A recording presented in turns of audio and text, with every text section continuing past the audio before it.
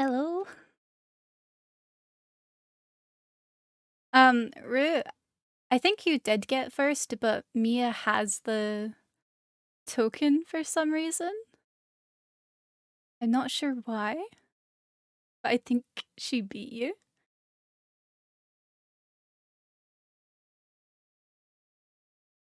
Yes, hello everybody. Think that's a founder's badge? Oh, possibly. Chat is on a little bit. I don't really use my chatting screen all that much. Let me just move the chat around very quickly. Hello, Jet. How are you? I know your name is like Sunset, but I just know you as Jet at this point. There we go.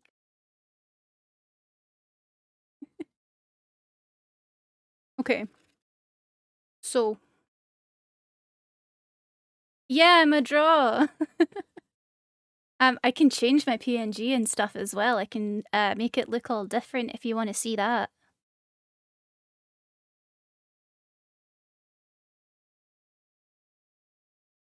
I can change it. If I want to, of course. Also, you got butterflies? Yeah. Also, can you guys let me know if this music is a little bit too loud or too quiet?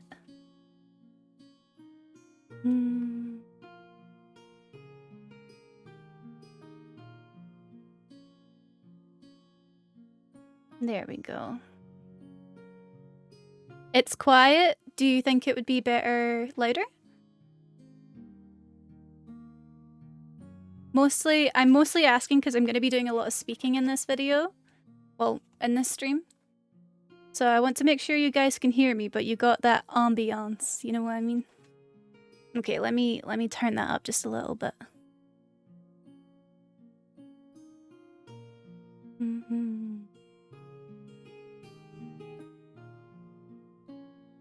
How's this? Is this a little bit better? I grabbed a cup of tea before the stream. I'm going for like proper cozy vibes. Good, yeah. Okay, thank you. I've got like candles and everything going.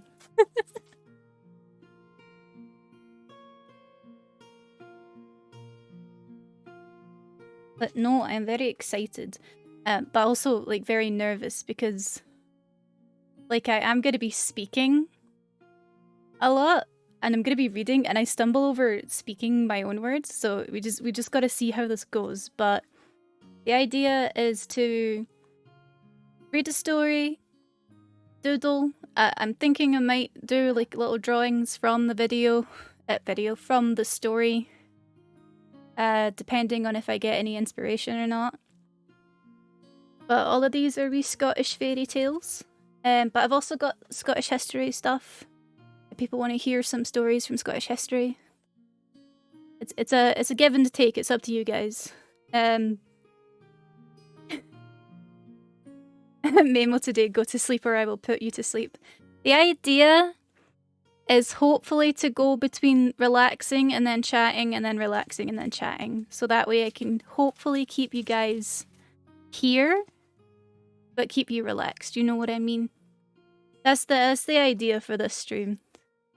Because I like the idea of the doodling and the reading aspect. I just can't do both at the same time. You know what I mean?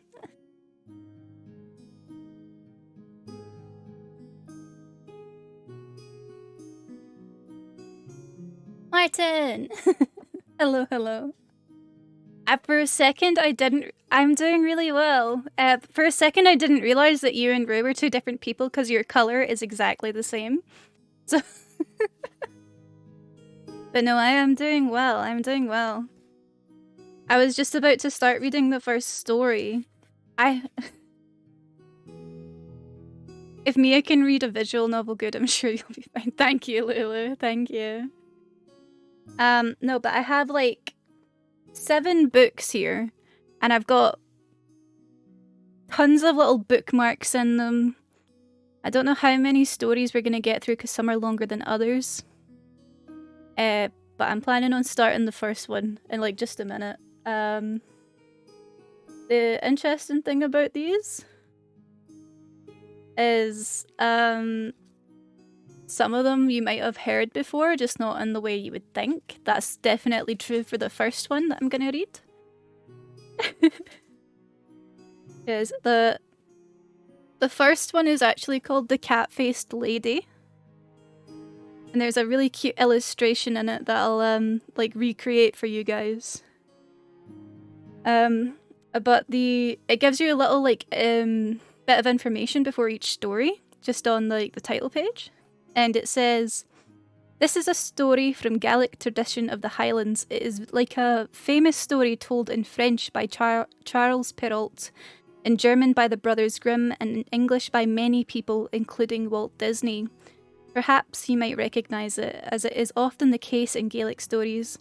There's a character called the Henwife. In some stories she is a witch, but here she is an unkind stepmother without any magical powers at all." So this is one of the original versions of what we know today as Cinderella, which is quite interesting. It's about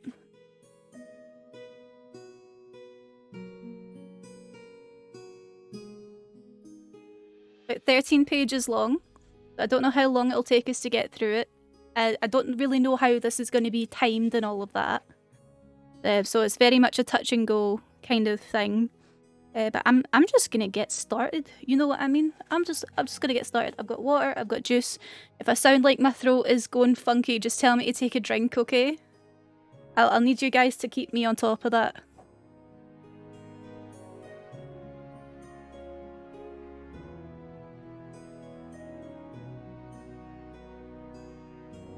Right.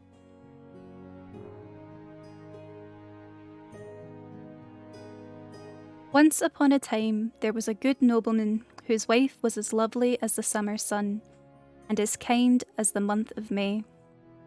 The couple had one daughter, and she was just as lovely and as kind as her mother. This little family lived very happily until a sad day came when the nobleman's wife died. The nobleman and his daughter's hearts were broken. They mourned for her for a year and a day, and then the nobleman decided that he should marry again. Take a drink, damn it, that's the message. Yes. He wished his daughter to have a new mother, for he knew that she sorely missed her own. The woman the nobleman married was called the Henwife. She was a widow with 3 daughters. These daughters were as awful as the nobleman's daughter was lovely, and as mean as she was kind. From the moment they first laid eyes on their stepsister, they envied and resented and despised her. Not long after the marriage, the king went to war in a distant land, and the nobleman had to do his duty and go off with the army. Before he left, he asked the Henwife to promise to look after his daughter, as though she were her own. "What a silly thing to ask," said the Henwife. "You know I will." This put the nobleman's mind quite at ease. He gave a purse of gold to the henwife and told her to send his daughter to school, so that she might grow into a great and wise lady in her own right. The henwife accepted the money, but she made sure the nobleman's daughter never saw the inside of a schoolroom. As soon as her husband had mounted his horse and ridden off, the henwife made a servant of his daughter. Instead of learning calculus and composition and calligraphy, the girl had to clean and sweep and wait on the henwife's daughters. Those bullies were delighted for this turn of events, and they kept their stepsister on their feet from dawn to dusk, running to and fro to iron their dresses and shine their shoes and fetch whatever it was they wanted. Far, far away in the land of Greece, the king's son had come of age. His father wished him to marry, but the prince had no interest in marrying at all. The king kept on and on and on at him, and in the end the prince gave in. "I will only marry," said the prince, "the loveliest girl in the world." The prince thought this was terribly clever, for who on earth could prove that they had found the loveliest girl in the world? Who could ever be certain of a thing like that? The king was not so daft. "Very well," said he. "Off you go and find that girl." Then he turned to his wife. "That'll teach him," he said. "Now he'll have to set off and travel the world. Much better than lazing around in bed half the day." Hello, Cammy. Welcome to the stream. The king was right. The lad had no choice but to set out to travel the world. He took along a knight and his travelling companion. At each town they reached, the knight would march into the inn and tell all gathered there that the king of Greece's son had come in search of the loveliest girl in the world to be his wife. The stream's going well so far. I've just started reading the story, The Cat-Faced Lady. It is a Scottish fairy tale that most would know today as Cinderella, and we're just now starting. It's a very relaxing stream, so you can just pop me on in the background, do whatever you like, draw, relax, anything. It's up to you. A great ball would be called, and every woman and girl in the place would array herself in her finest clothes in hope of catching the prince's eye. In this way, the prince met hundreds upon hundreds upon hundreds of girls. Every one seemed less interesting than the last, and he was no closer to finding a girl to marry. After a year and a day, the prince and the knight came to the town where the nobleman's house was. When the henwife heard there was to be a ball in 3 days' time, she almost burst with joy. "Oh, you can't stay? That's totally fine, sweetheart. Good luck with work." There was no doubt in her mind that the prince would marry one of her 3 daughters. The nobleman's daughter was desperate to go to the ball, but the henwife would not let her. Instead, they put her to work, filling the bath over and over, ironing all their dresses, styling their hair and painting makeup on their awful faces, while the daughters squabbled endlessly among themselves about which one the prince would marry. Of course, they never spared a thought for their stepsister. What possible business could a scruffy serving girl have at a royal ball? If they'd seen her heart was breaking, they'd have teased and mocked her, and so she kept her sorrow to herself. Love you too. Hello, Anna. Welcome to the stream.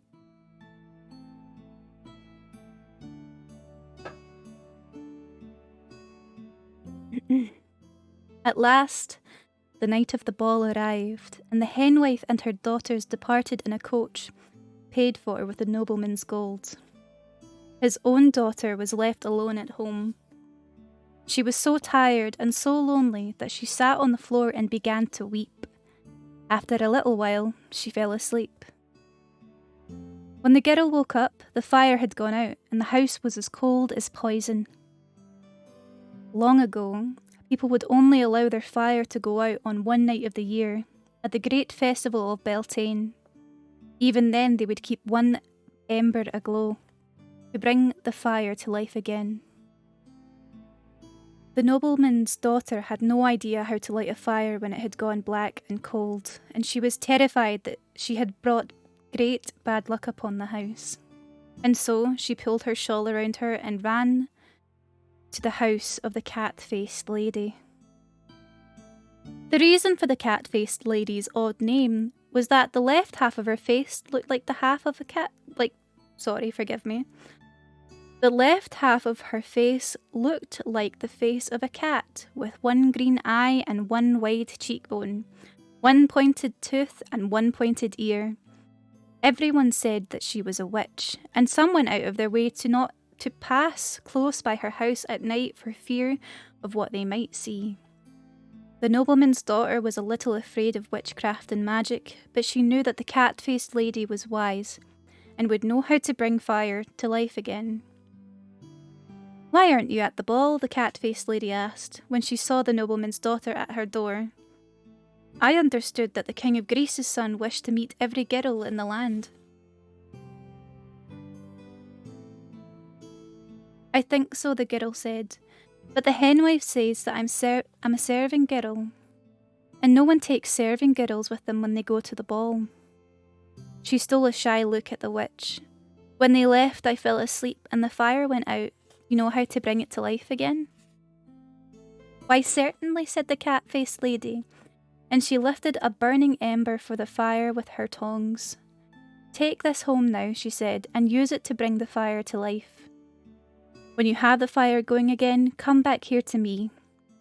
You're not a servant. You're a nobleman's daughter. And anyway, every girl has the right to go to the ball." The girl had no idea why the cat-faced lady wanted her to return, but she was grateful for the ember. And so, when the fire had roared back to life, she smeared it down and ran back to the witch's house. "Close the door," said the cat-faced lady, and she took out a magic wand. She tapped the girl with the wand, and her ragged dress turned into a gown made of every colour of the rainbow. Her old boots turned into glass slippers, and a crown of diamonds appeared on her head. The cat-faced lady ushered the girl outside and down onto the gable end of her house, where an old dog and a donkey stood waiting. She tapped the donkey with her wand, and in a heartbeat it became a white mare with silver hooves, a leather saddle and silken drapes. The dog became a servant in a suit of silk with golden buttons. The nobleman's daughter stared and stared in wonder until the witch took her by the arm and helped her onto the horse. "Have a good evening," she said. "Now you must remember that the magic only lasts until midnight. Whatever happens, you must leave before then." When the girl arrived at the ball, the dance floor was full, but when she stepped into the room, every dancer turned to stare. It wasn't her rainbow gown, or her glistening jewels, or her shining shoes that drew them. They only had eyes for her lovely face. Who was she? No one had the slightest idea. The prince asked her to dance. They spun around and around the floor for a dance after dance, and the other guests forgotten. The prince had never met a girl who spoke to his heart like this one. The nobleman's daughter had never met a man so thoughtful or kind. Then midnight came and she was gone. No one spoke of anything else all night. The henwife and her daughters were still jabbering with fury when they came home in the small hours of the morning. They sat and ate the food the girl had prepared and wailed and moaned and lamented.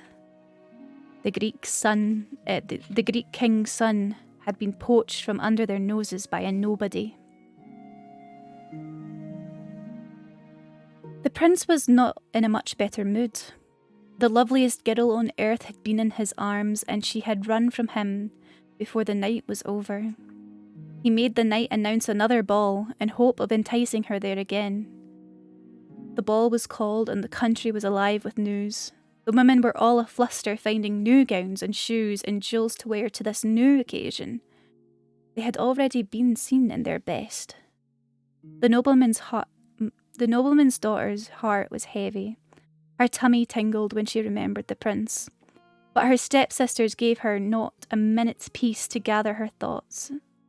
They made her sew a new dress for each of them, and knit new stockings and trim shoes with jewels. She slept not a wink for 3 days and 3 nights until all the costumes were done.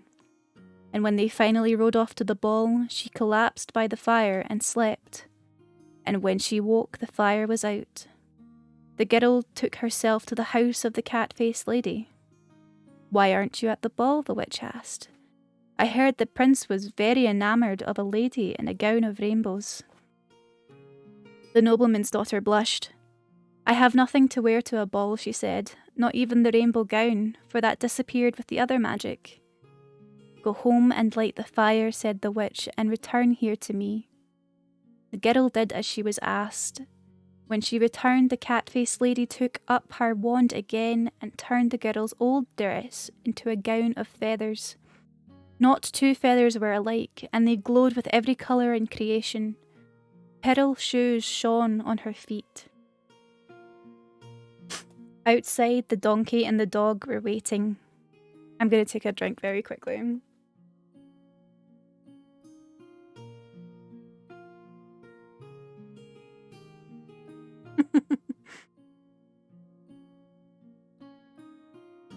Thank you, Martin.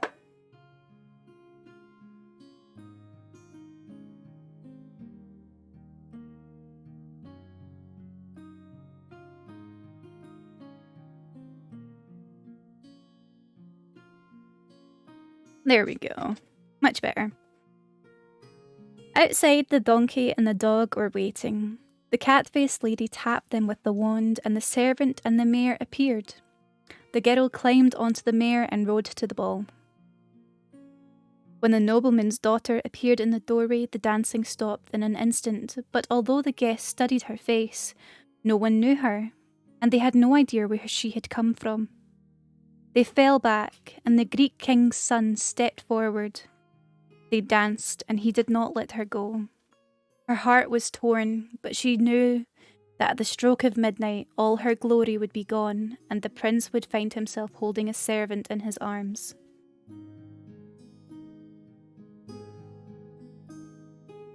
She could not bear to see him turn from her, and so, before the clock struck 12, she slipped from his arms and out the ball. The prince was desperate, and he insisted on calling another ball before the night was out. The hen wife and her daughters came home and spoke of nothing else but the mysterious girl who had appeared at the ball and behaved so strangely, disappearing again before midnight. "I'll bet you," said the hen wife, "that she's married to someone else." "Maybe," said the daughters, and they cheered up a little. Now every girl in the land was fighting over the last pieces of cloth to make yet another set of gowns fit for a ball. The hen wife's daughters made their stepsister sew them dresses of gold cloth and silver thread. By the time they left for the ball, her hands were raw and sore. She fell asleep, and once more she had to return to the witch's house for embers to kindle the fire. This time, the cat-faced lady made her a gown of the night sky, with the moon and stars shining among its folds, and shoes of diamond. She rode to the ball, and when she arrived, the prince was waiting anxiously at the door. He took her in, and he would not let her out of his sight. She wished and she wished that she could tell him her secret, but she knew she could not, and so she settled for dreaming the night would never end. When the first strike of midnight sounded, her heart leaped from her chest. She tore herself from him and ran from the room. In her haste, she dropped one of her diamond slippers. The prince stumbled over it as he chased her. When he righted himself, she was gone. The prince gave the shoe to the knight. "We will visit every house in this land," he said, "and we will not rest until we find the girl whose foot fits this slipper. For she is the loveliest in the world, and I will marry none but her." The hen wife's daughters were sick with nerves when they heard that the prince was on his way to their house with the diamond shoe. They pulled on their best gowns and jostled and pushed at one another, as each fought to be the first to meet him. As the nobleman's daughter followed behind, the hen wife grabbed her by the arm and looked her full in the face for the first time since they had met all those months before. "Well," said the hen wife, "we can't have a dirty serving girl ruining the day for the prince." She dragged the nobleman's daughter to the larder, pushed her inside and locked the door. One by one, the hen wife's daughters tried on the shoe. The first one's feet were too long, and though she cut her toenails and pushed and pulled, it would not fit. The second daughter's feet were too wide, and although she rammed and jammed until the little bones in her feet creaked with strain, the shoe would not fit. The feet of the third weren't so wide or so long as her sister's. After she cut her nails and pushed and pulled and rammed and jammed, the shoe at last went on. Oh, thanks, Rue.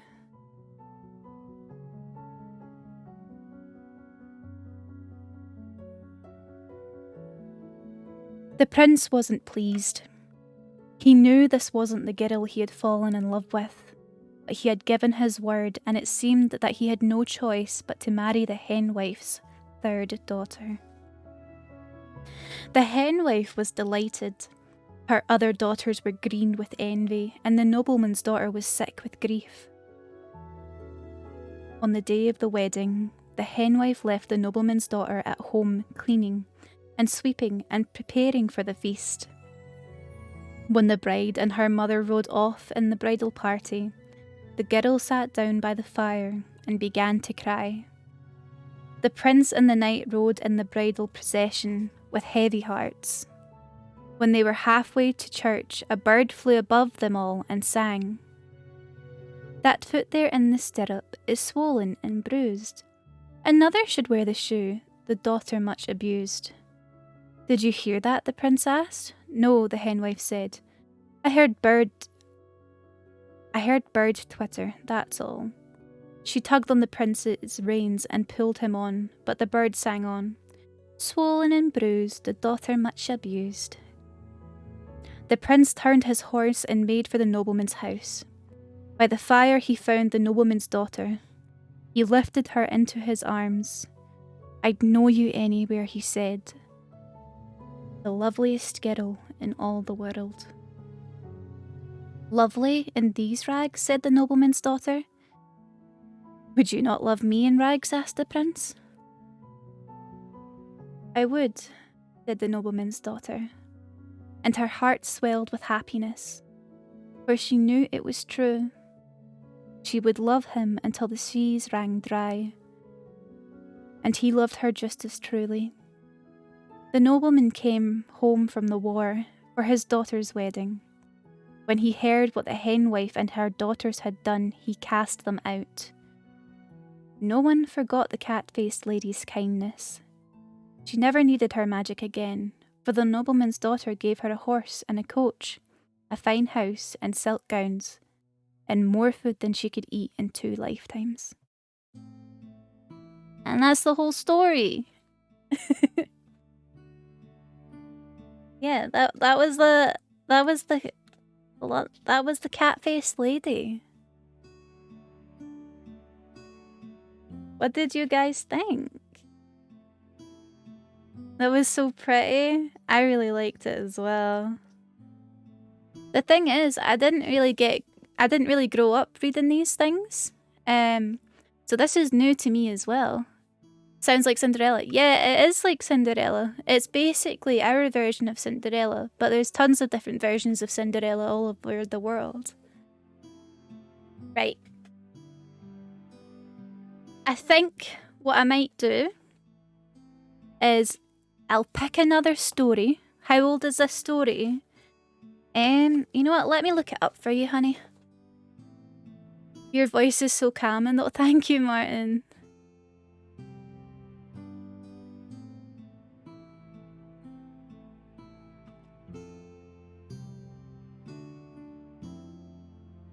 The cat-faced lady is one of 4 major urban legends.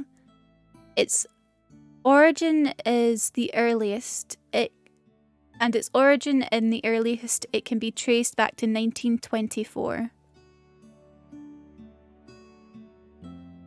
Hold on.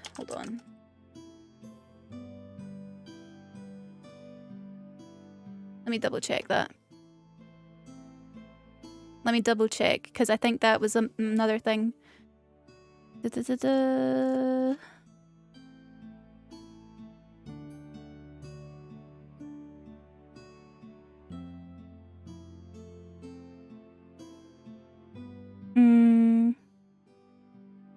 No, I can't really find any information on it, sweetheart. But what I'm thinking I'm gonna do is I'm gonna read another one, and then we'll doodle for a little bit. I wasn't sure how long it would take me to read each story.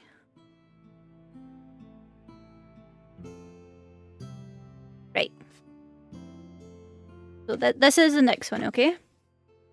This one is called The Fairies, and it starts with a riddle.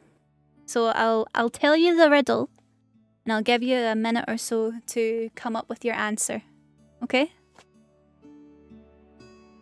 What can you keep when you give it?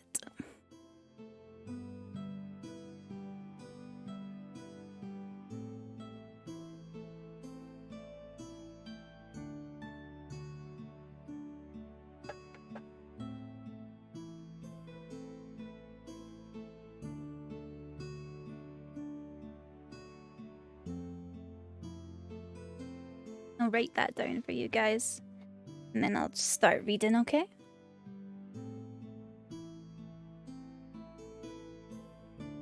What can you keep when you give it?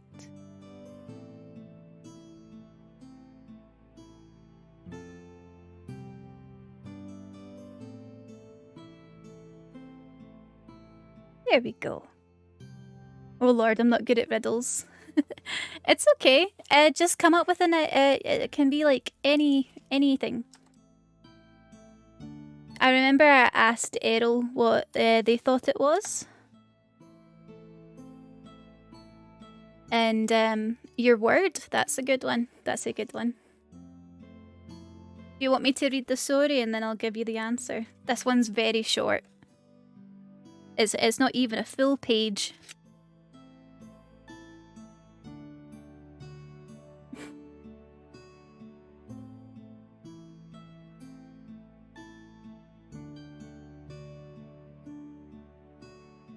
Okay. In stories from the Gaelic-speaking part of Scotland, the fairies cannot fly, and they are not kind. These little people live under the earth in fairy hills or Sheehan, and steal mortal women and babies away to live with them as servants and slaves. They enjoy a trick or a riddle, and have a particular love of music, which means that they are always happy to steal musicians away for entertainment. In other areas of Scotland, fairies are described as elf-like magical creatures, ruled by a king and queen. This otherworldly, silly court can cross into our world at Halloween, and peril faces mortals who meet them. Here we go. It was a very short one, but it's more so like a kind of partially where our Halloween comes from. But to answer the riddle, it would be a promise. But love and happiness and your word is a very good suggestion.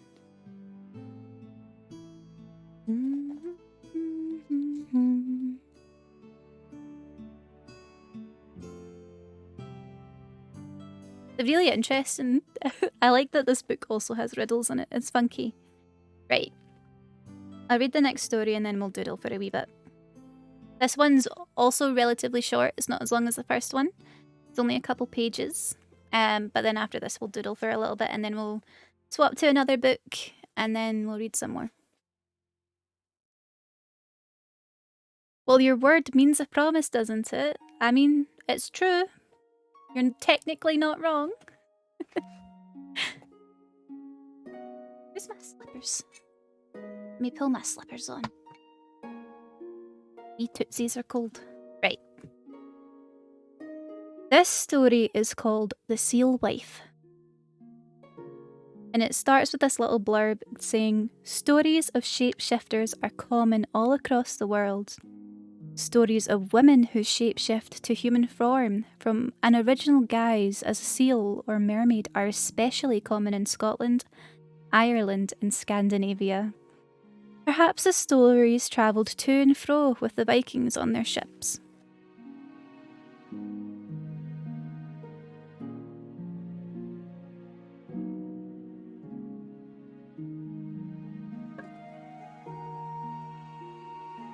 There are more than 100 islands and skerries in the great chain that forms the Outer Hebrides. Far off the west coast of Scotland and the Atlantic Ocean's roar. Among the largest of the islands are the north and south east lands of white sands and crystal clear water, low, fertile machair and barley, marram grass and heather. Oh, thank you, Rue.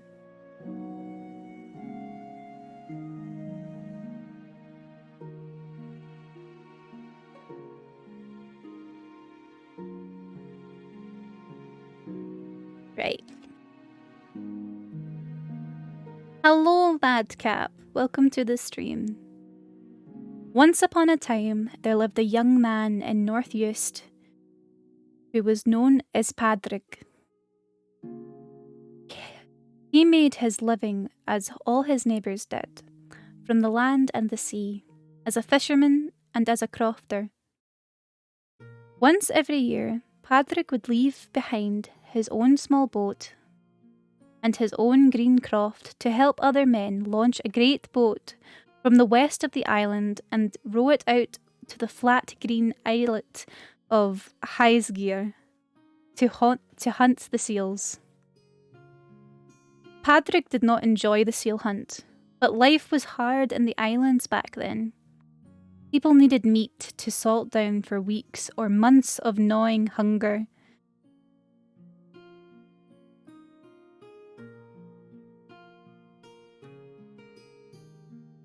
When no crops grew and no boats came, they needed warm furs to keep out the cold and oil to cruise lamps that kept the darkness at bay, while they mended their nets and attended to the other winter work. This one particular year, there were dozens of seals sheltering on Highsgear, and soon Padraig and the other yachtsmen had taken all they needed and more. When they had loaded the boat, there were still so many carcasses left on the shore that they decided one man should stay to stand and guard while the others rowed home with their haul. They would return the next day to fetch him with a second load of seals.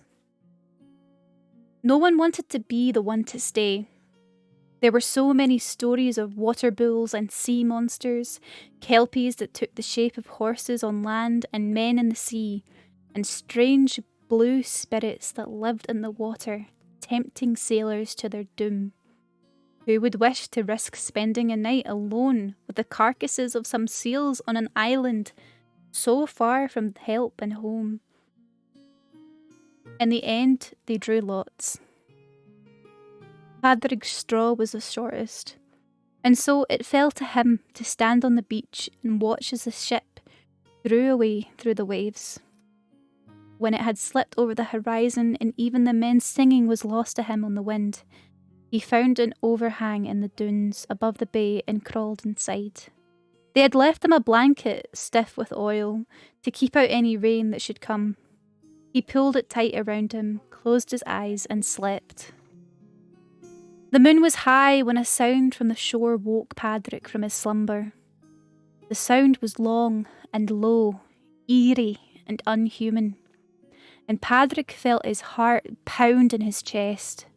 He shrugged free from the blanket and crawled forward out of the dune, A cloud passed over the moon, then pale light shone once more on the foreshore, and Padraig saw a sight that raised the fine hairs on his arms like needles on a fir tree.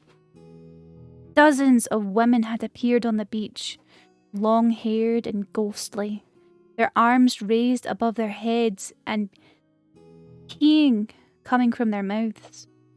As Padraig watched, horrified and spellbound, two seals swam on the shore, cast aside their skins and took human form.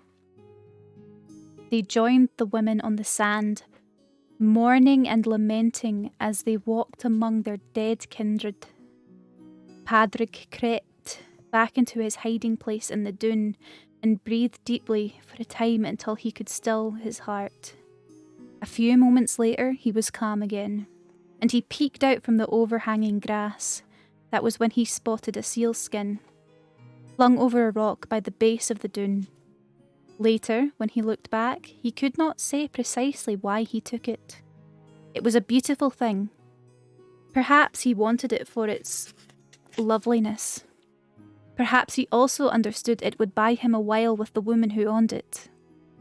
At the time, he did not pause to think. He simply checked the coast was clear, crawled over and snatched it. Then he bundled it in his own blanket and waited and watched.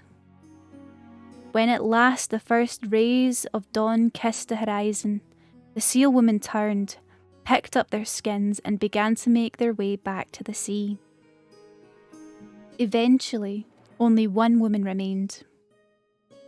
She paced to and fro in panic, searching among the dead seals for her skin.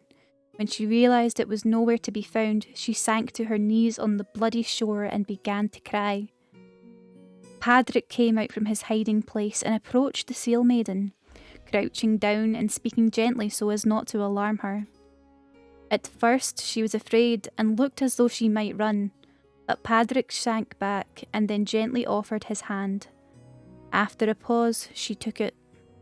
He led her back to the hiding place in the dune, gave her food to eat and water to drink, and wrapped her in his blanket. By now, the seal skin was stashed in a sack of his belongings, ready to load on the boat when it returned. The other men had eyes as wide as dinner plates when they returned in the boat and found Padraig with the seal maiden. They stared as he helped her aboard the boat, and they had little choice but to row her home. Padraig took her to his own house, where she touched every chair and lamp and pot and plate one by one. But she said never a word. Gradually, the seal maiden learned how to light the lamps and smear the fire, milk the cow and churn the butter, bake the bannocks and spin fleece into wool. Still, she never spoke. Months passed and Padraig and the seal maiden were married. The following year they had a son. He was a sturdy little chap with red hair and strong lungs. They called him Codrum. Sometimes, when she thought she was alone, the seal maiden sang to the baby in a low, wordless song. But if she caught Padraig watching, she closed her mouth again tight. Padraig now had a pressing problem. When he had first brought the seal maiden home, he had hidden the sealskin by the wall in the back of the stockyard, where he built the first stack of Padraig now had a pressing problem. When he first brought the seal maiden home, he had hidden the sealskin by the wall in the back of the stackyard, where he built the first stack at harvest. The skill was then twice concealed, for it was hidden under the stack, and the stack itself was soon hidden from sight behind the others. In this way, the sealskin was safe until the end of spring, when Padraig would rake out the last wisps of straw from the yard. Then he would hide the skin among the fishing nets under the rafters of the byre, until such time he could bring the harvest in again and build the stacks of fodder in the stackyard once more. And during those weeks, Padraig slept badly, worried all the while that the skin would be found. In this way, Padraig and the seal maiden passed a number of years. Codrum grew into a fine young lad. He liked nothing better than to be with his father, mending the nets or feeding the beasts, mucking out the donkey or grooming the pony. He helped his mother too, milking the cow and helping churn gold butter and press firm white rounds of cheese. He longed to be allowed to climb up on the roof of the house, to mend the thatch and weight it down with anchor stones. But Padraig said he was still too young, and not yet tall enough to reach. One day, Padraig had to go to the island to the south to fetch some new bull. But he would be gone a day and a night, waiting for low tide when it would be safe to cross the ford to the south, and then wait until it was safe to swim the bull home again, the other way. On the first afternoon, Codrum stayed close to his mother, helping with chores in the house and feeding the hens in the yard. That night, the wind blew up without warning, and he lay in his box bed listening to the storm roar and cry around the house. In the morning, the rain was still driving down, but Codrum decided to take a few drops of water. Codrum decided that a few drops of water would not put off the man of the house, and he marched off around the croft to check that all was well. The storm had left its mark. There was a great hole in the roof of the byre, where the wind had torn the thatch away.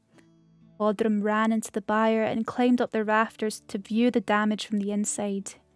He pulled aside the fishing nets and weights his father kept there, and underneath it all he had found was something soft, a whole seal skin. He was enchanted. It was heavy and sleek, dense and somehow alive. With a cry of delight, he leaped down and took the treasure to his mother. Codrum's mother's face turned almost as grey as a sealskin when she saw what it was that her son held in his arms. She took it without a word, turned and then walked back into the house. Codrum felt uneasy. He ran back to the byre and found his old dog Bran. He cuddled into the dog's fur and told him everything would be all right. When Padraig returned that afternoon with the bull, he found Codrum asleep in the byre. There was no sign of his wife. She was gone. Padraig never saw the seal wife again, but sometimes, when Codrum went to the shore, he thought that a seal swam in the shadow of his footsteps, far out to sea. Did you know that the seals can sing? If you're ever on a boat in waters where seals gather, lean over the side and sing to them. They will come to listen, and if you are lucky, you will hear them answer you with a song of their own. It is still said today that the clan McCodrum are descended from the seal wife's son. They have a particular talent for music and song, and people say that this is an echo in their blood of the seal maiden's gift to her son, for the seals love music so very dearly. And that's the whole story. What do you guys think of that one?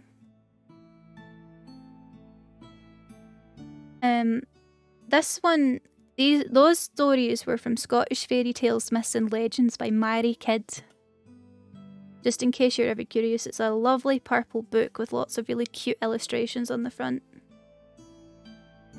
Really interesting.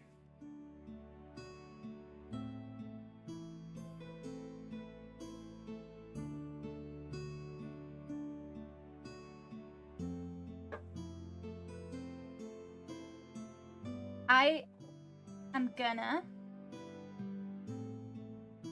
sort out having my drawing up for a little bit.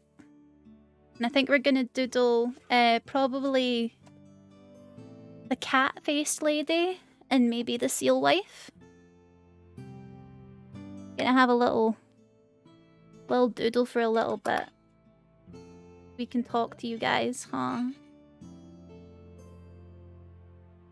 You just need to tell me what you think of the stories as well.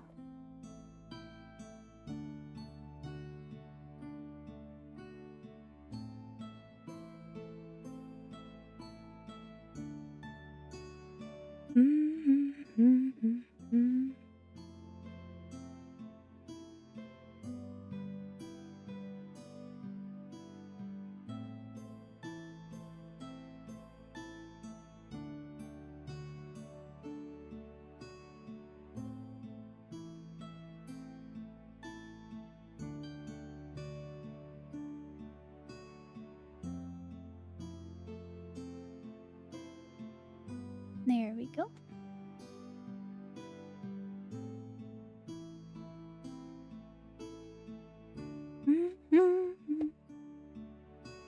Is this an ASMR thing?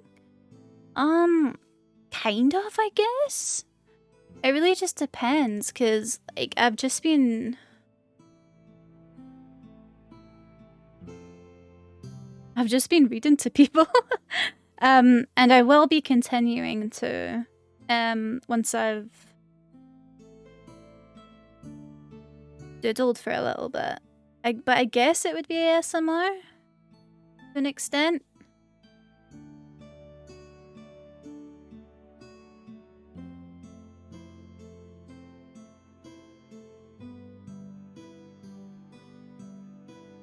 Are you doing voices?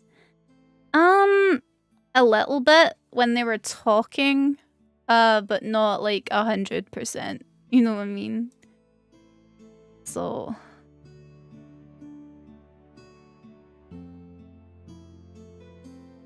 I'm not 100% confident in like different voices.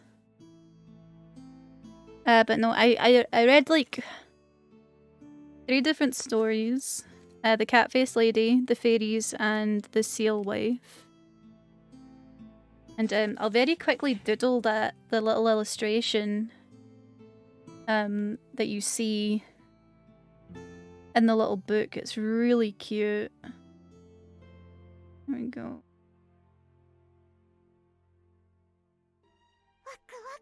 What? Thank you for the gifted sub. That was very sweet of you. Do this real fast. So, just a little bit.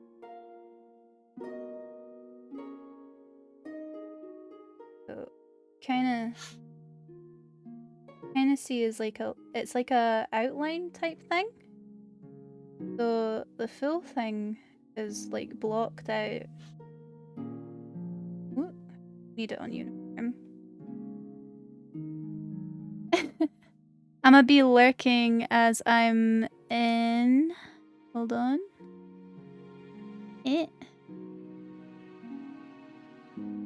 In a stream with Obi. Sorry. Trying to lurking as playing D&D. Wish me luck. Oh, good luck, honey. Kill the guy. Got it. But no, that's totally fine, you guys. We're just gonna doodle for a little bit, and then we'll get right back into telling the stories.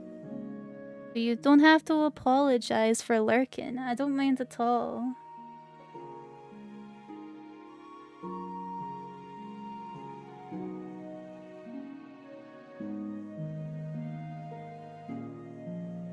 Y'all know I don't mind that stuff. It just makes me happy that you're here. Are you drawing Fox's nemesis? Well, I wonder if Fox's cat nemesis is a female or not. It would be funny if it was. Nah, I'm drawing the cat-faced lady right now. But the way they draw her, kind of like this. It's like...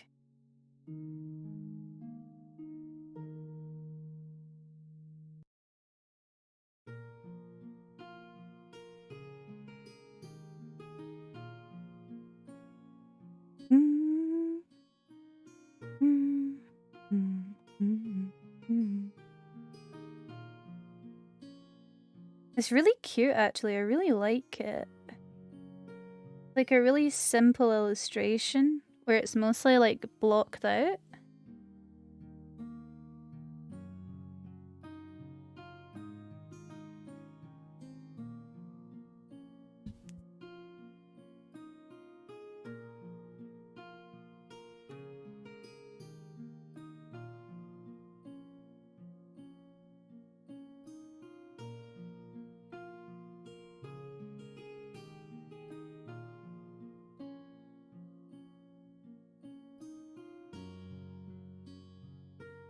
Thank you.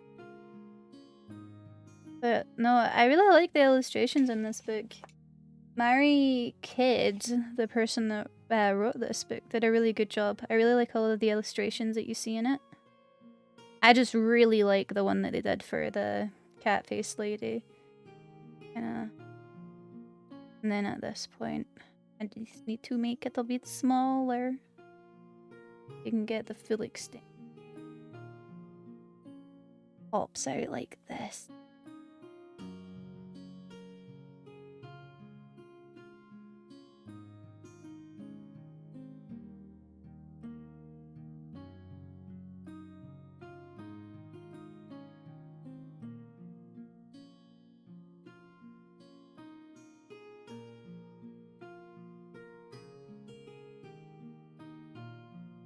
It's really cute that she has a little handy up with her wand. And it's just kind of blocked out like her head is as well. So black here. And then she's got her little wand out like that, and there's lots of cute little sparklies. Kind of goes this.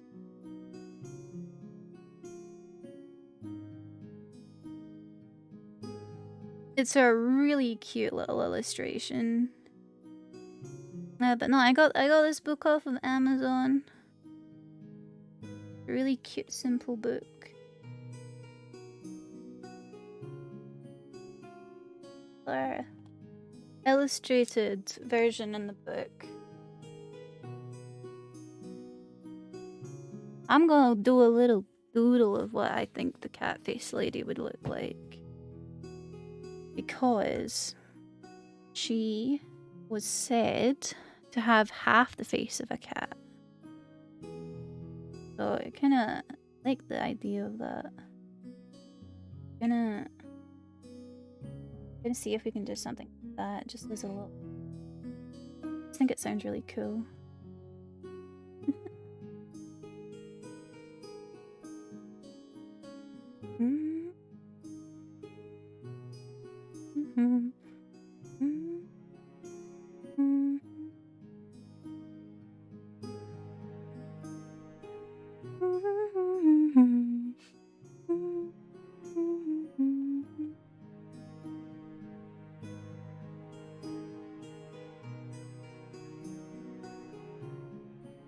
Too long there. No, on that.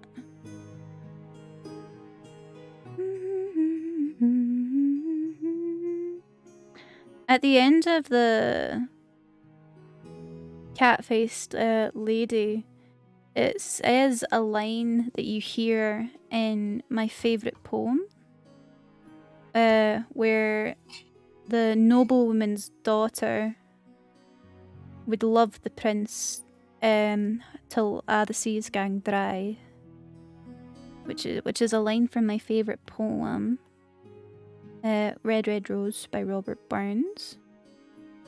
I have known how to say that poem off by heart since I was a kid, like in primary 3, I think it was. I just fell in love with it.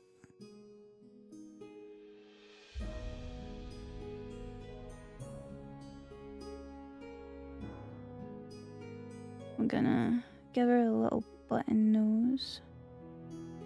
And we're also gonna rub this out just a little bit. I just want to be able to see like the kind of half and half type thing that we've got going on. No. But that's my favourite poem if you're ever curious about that. Be very happy to read it to you guys at some point. I think it's beautiful. Or at least primary 3 me certainly did.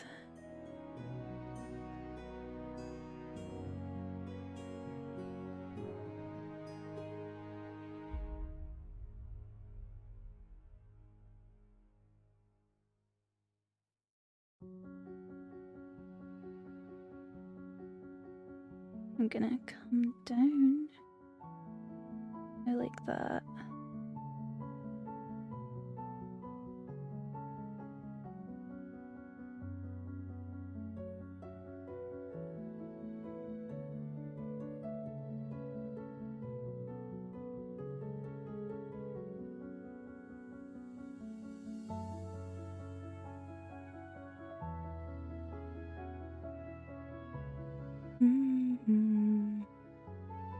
If you guys had a favorite fairy tale, what would that be?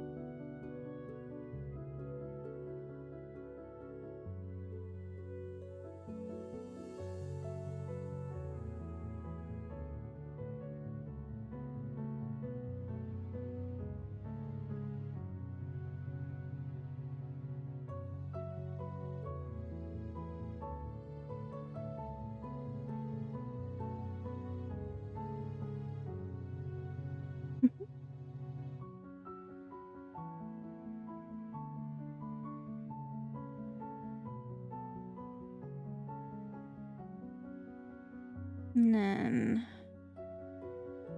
suppose she would have a little whiskey in this. A little bit of whiskey.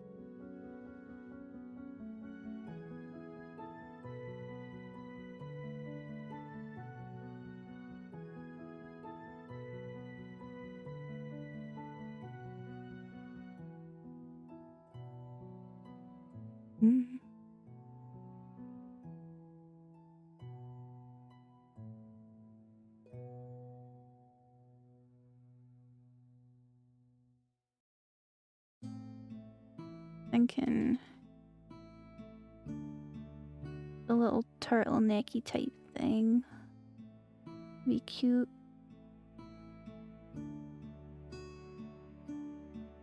Actually, no, we'll put her in the dress that she's wearing here.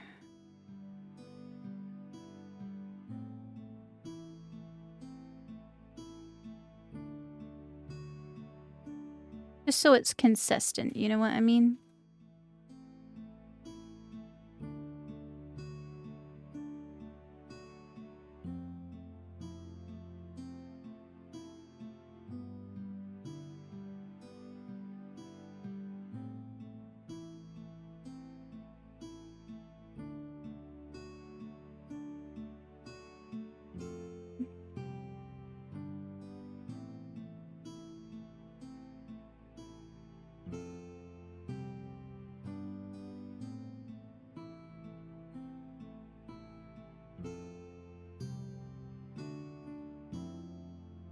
Imagine she would probably have quite short hair.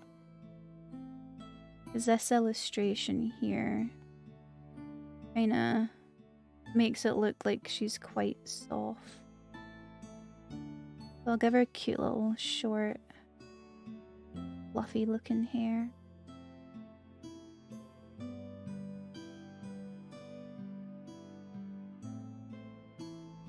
And the kind of human side.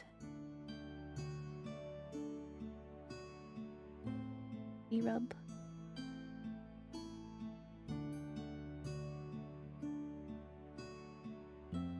Gotta have them little fleckies, you know what I mean?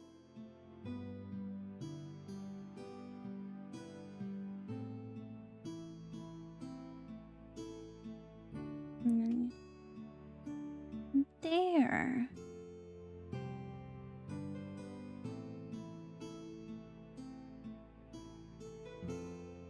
Cat-faced lady.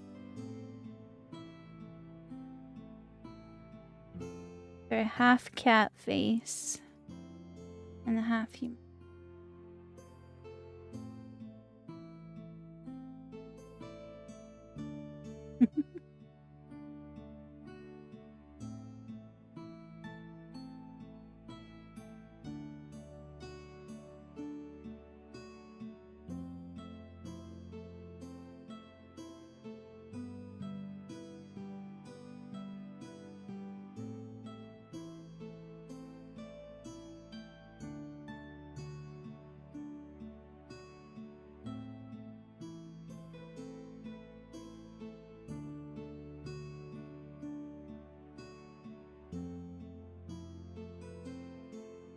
There.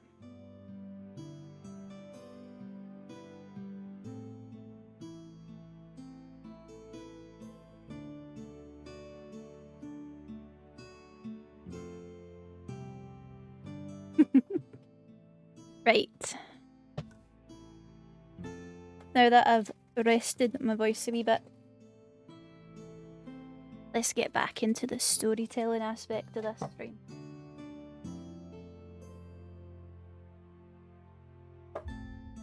Now, I have a collector's edition book of fables, folklore, and ancient stories.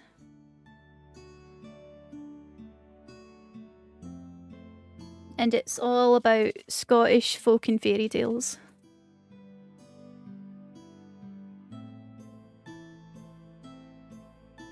And I've got quite a few bits bookmarked.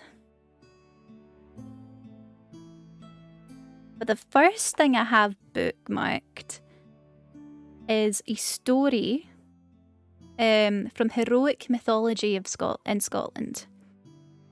And it's called Thomas of Thumb.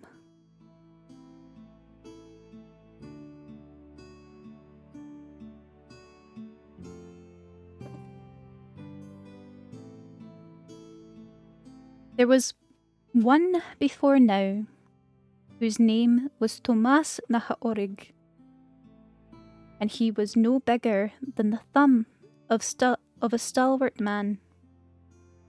Thomas went out to take a walk, and there came a coarse shower of hailstones, and Thomas went under a dock leaf.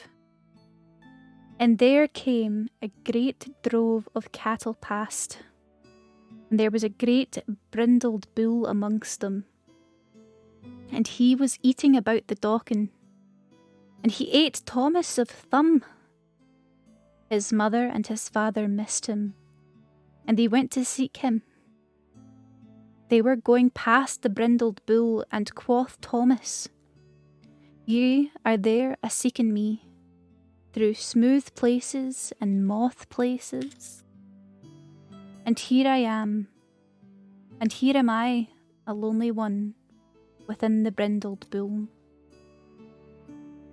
Then they killed the brindled bull, and they sought Thomas amongst the paunches and entrails of the bull, but they threw away the great gut in which he was.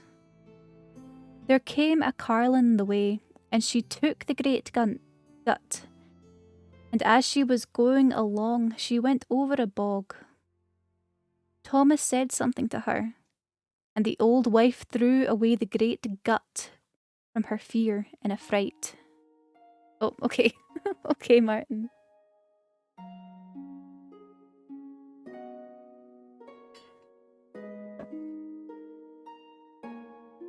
There came a fox the way, and he took with him the gut, and Thomas shouted, "Beataloo, the fox!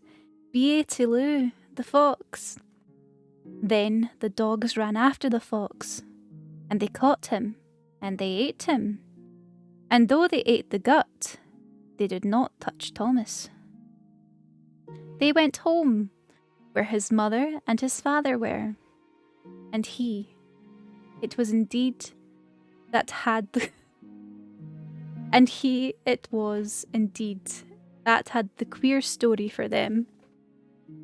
A lot of these are quite old, so there's lots of like different language used in them, but most of these are quite short stories.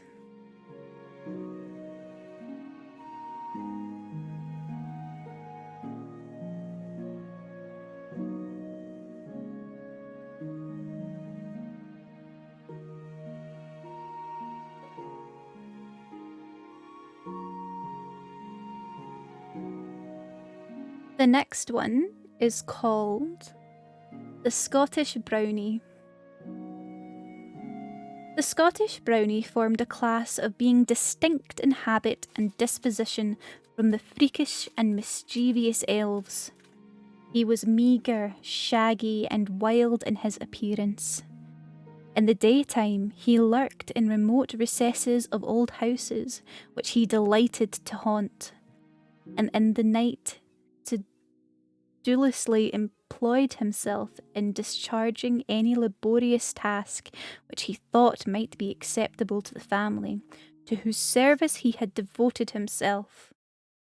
But the brownie does not drudge from the hope of recompense. On the contrary, so delicate is his attachment that the offer of reward, but particularly of food, infallibly occasions his disappearance forever. It is told of a brownie who haunted a border family now extinct, that the lady having fallen unexpectedly ill, and the servant who was ordered to ride the Jedburgh of the sage femme, showing no great alertness in setting out.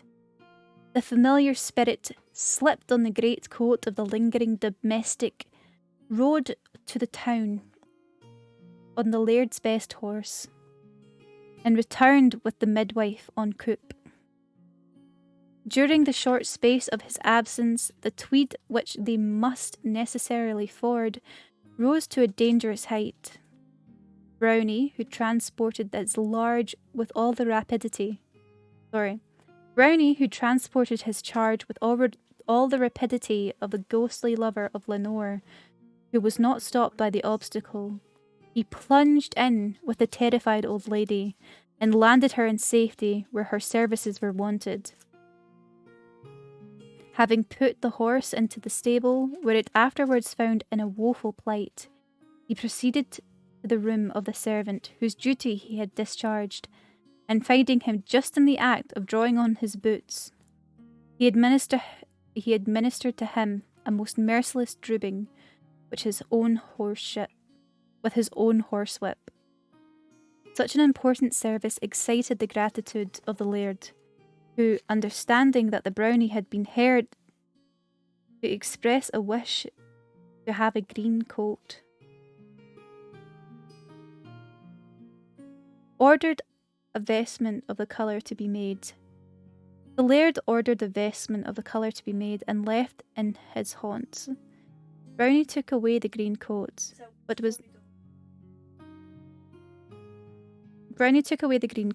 he was never seen more. We may suppose that, tired of his domestic drudgery, he went in his new livery to join the fairies. The last brownie known in Ettrick Forest resided in Bodsbeck, a wild and solitary spot near the head of Moffat Water, where he exercised his functions undisturbed till the scrupulous devotion of an old lady induced her to hire him away. Huh?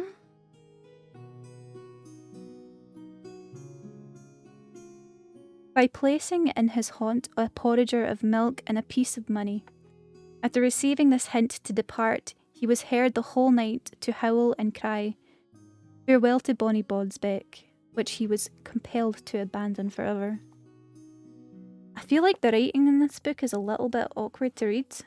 It's getting me a bit confused at different points, so I think I might swap to a different one. It's just like the way it's written is a little bit confusing for me, so I'm going to swap.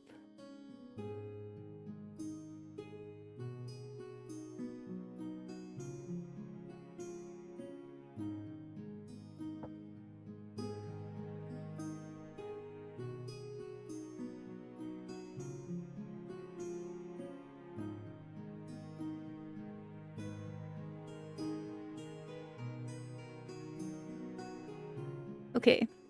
The confusion hits hard. Yeah, I get, like, I'm not so bad at reading out aloud.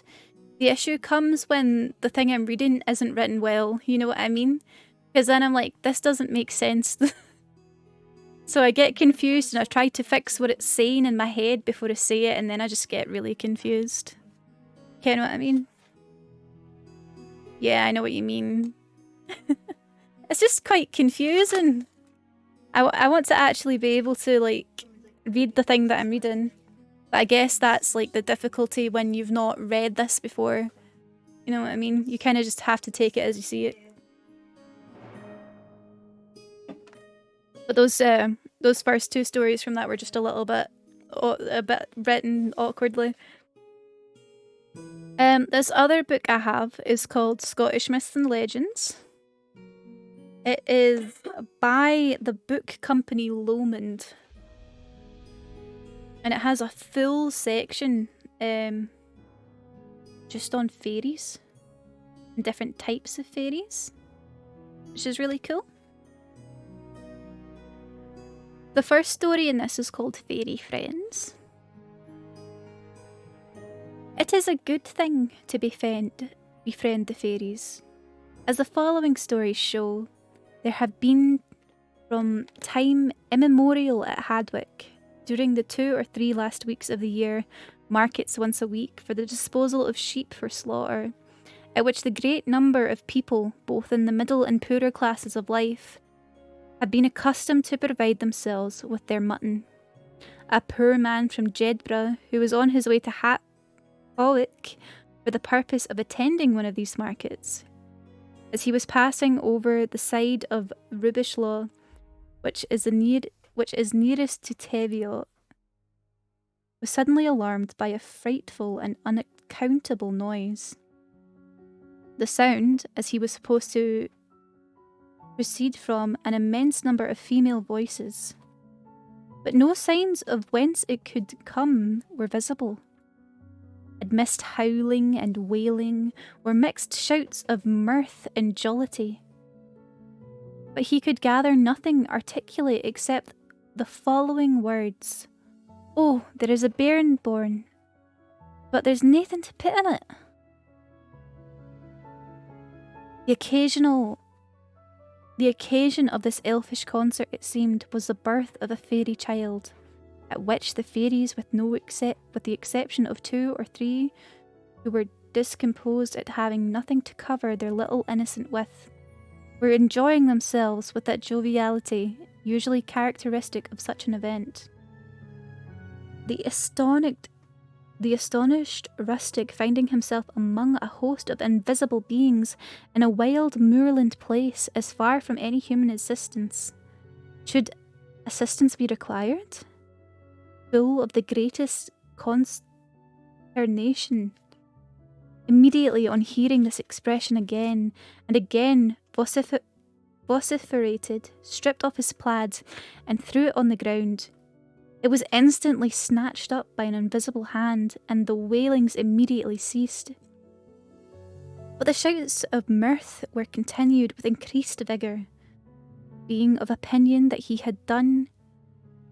what he had done, he satisfied his invisible friends. He lost no time in making off and proceeded on his road to Hawick, musing on his singular adventure. He purchased a sheep which turned out to be a remarkably good bargain, and returned to Jedburgh.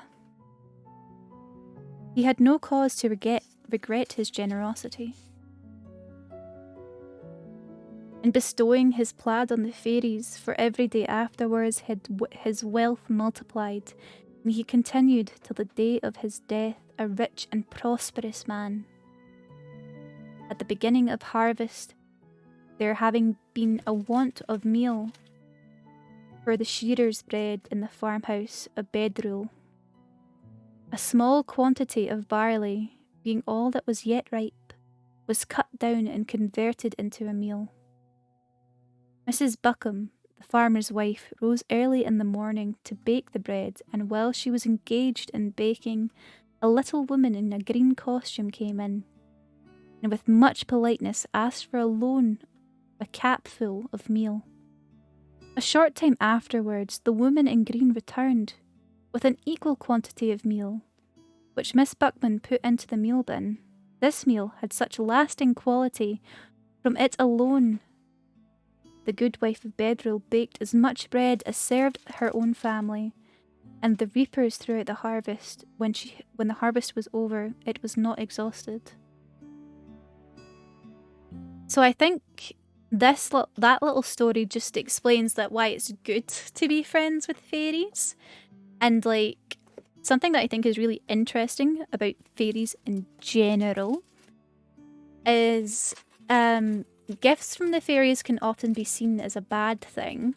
And it's a bit dangerous to accept a gift from a fairy because they can be very tricky creatures and you don't want to owe things to fairies. However, if you give a gift to a fairy will do everything it can to repay said gift. And I think that's really cute.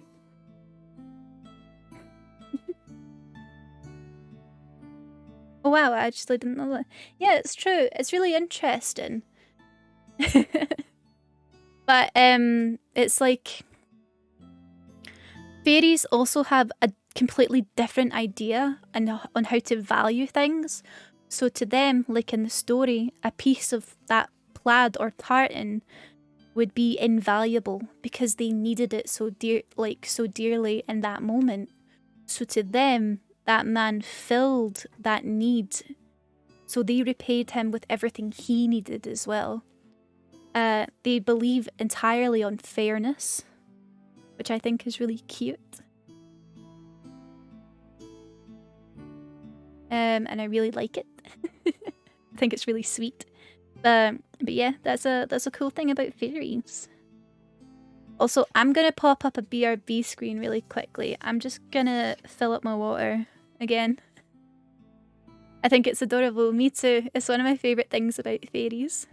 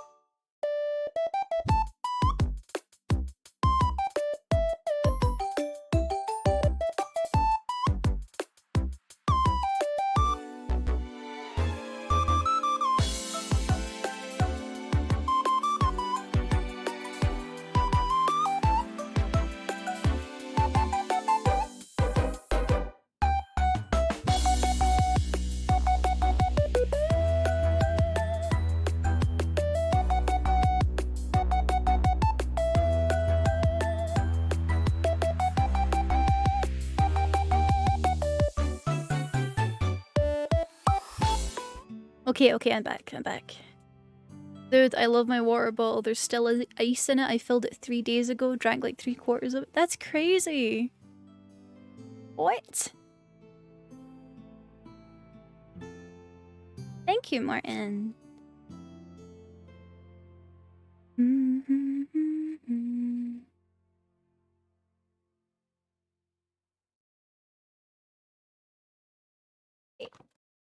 I'm trying.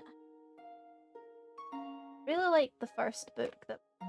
Did I find another story? That one. 64-ounce bottle called Boozio. Oh.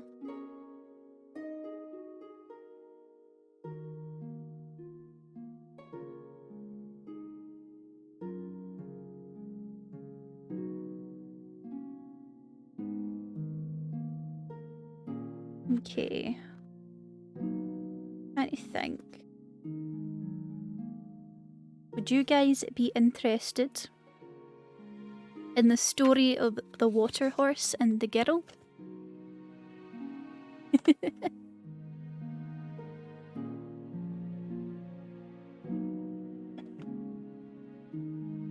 I can read you a bit of information about it as well. I really like this book. I would, if they came out with like a second one, I would get it. It's dead interesting, and I like that it gives you a little bit of information about the story and about the myths behind them as well. Okay. All over Scotland, tales are told of water spirits or demons that can take shape of horses to walk on land. Unwary humans, persuaded to climb on these creatures' backs, are carried off under the water, never to be seen again. And then it continues. In this way, the stories may have been used to warn young people that no good comes from straying too close to the banks of the river or loch, from wandering off with a stranger. This version of the story from Barra, the southmost island of the Outer Hebrides, the retelling mixes Gaelic tradition in which the creatures are simply called Use. I don't know how to pronounce that. I don't know Gaelic, sadly. Or water horses, and lowland tradition in which they are known as kelpies. In 2013, the largest horse sculptures in the world were unveiled near the Great Forth and Clyde Canal by the town of Falkirk. These huge horse heads were named the kelpies, and that's actually a place you can go and visit still. It's really neat. I've never been myself, but I really want to go. I want to see how big they actually are.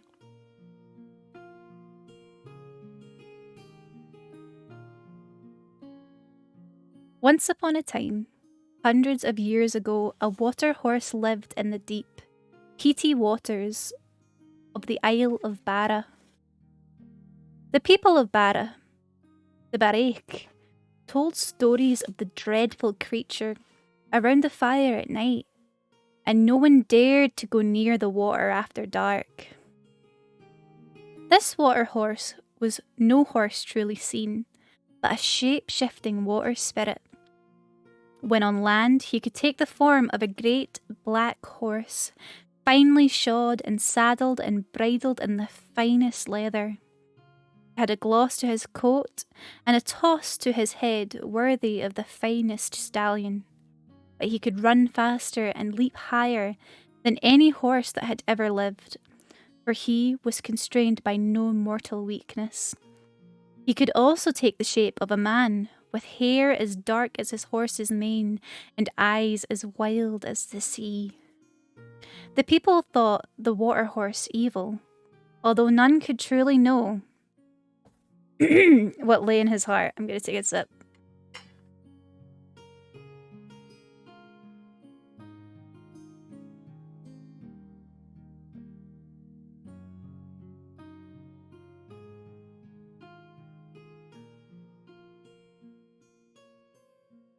A lion may kill a man or a woman, But this is not an evil act, and so it may have been with the Kelpie. He did simply what was in his nature.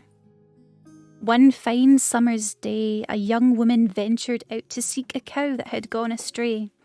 She kilted up her skirts and left a fine grazing land where the others were lazing, picking her way across rock. And let me turn the page. And moor. Round the fringes of loch-ins and inlets and past long deserted ruins where unknown families had once eked out a living generations before. At last, she spied the cow a little way ahead, cropping contentedly on a patch of bog cotton. The girl was so intent on the cow that at first she did not notice a fine black horse had ridden from the loch to the west of her and moved soundlessly across the moor to stand still as a stone by her side. When at last she saw the horse, still wet from the water, she shuddered, for she knew at once that this was no mortal creature. All the old charms ran through her head. What did people say to do with the Kelpie? She thought that it might help to call on the Holy Trinity of the Church, or make a sign of the cross, or to take the Kelpie's bridle and bind it that way. The Kelpie stared at the girl, and the girl stared back, and she felt all thoughts of prayer melt from her mind, for it was not an enchanting creature as dark and beautiful as night itself. The water droplets shining like stars in its coat of silk, what harm could it mean to her? If she just reached out and put her foot in the stirrup. The girl shook her head. The Kelpie's magic and how it used its beauty to lull its victims into a false sense of safety. Two can play at that game, she thought.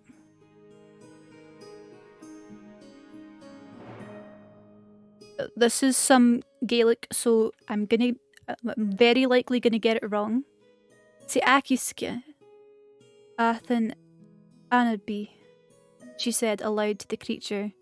You're a water horse. The water horse dipped its head in acknowledgement, and the girl heard its answer in her head. But it was not spoken aloud. I am, the water horse said, and you are the best and bravest girl in all of Barra. I want to make you my wife.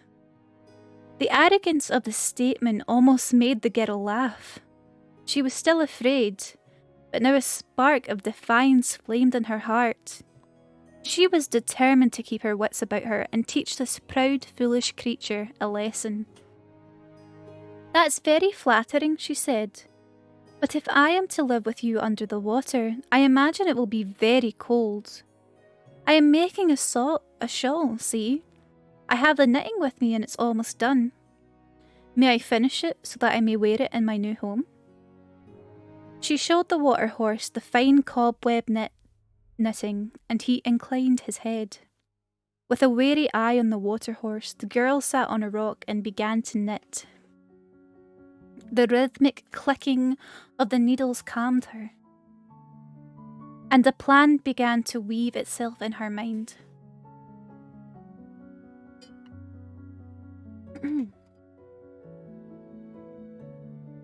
Can you take human form? She asked, conversationally.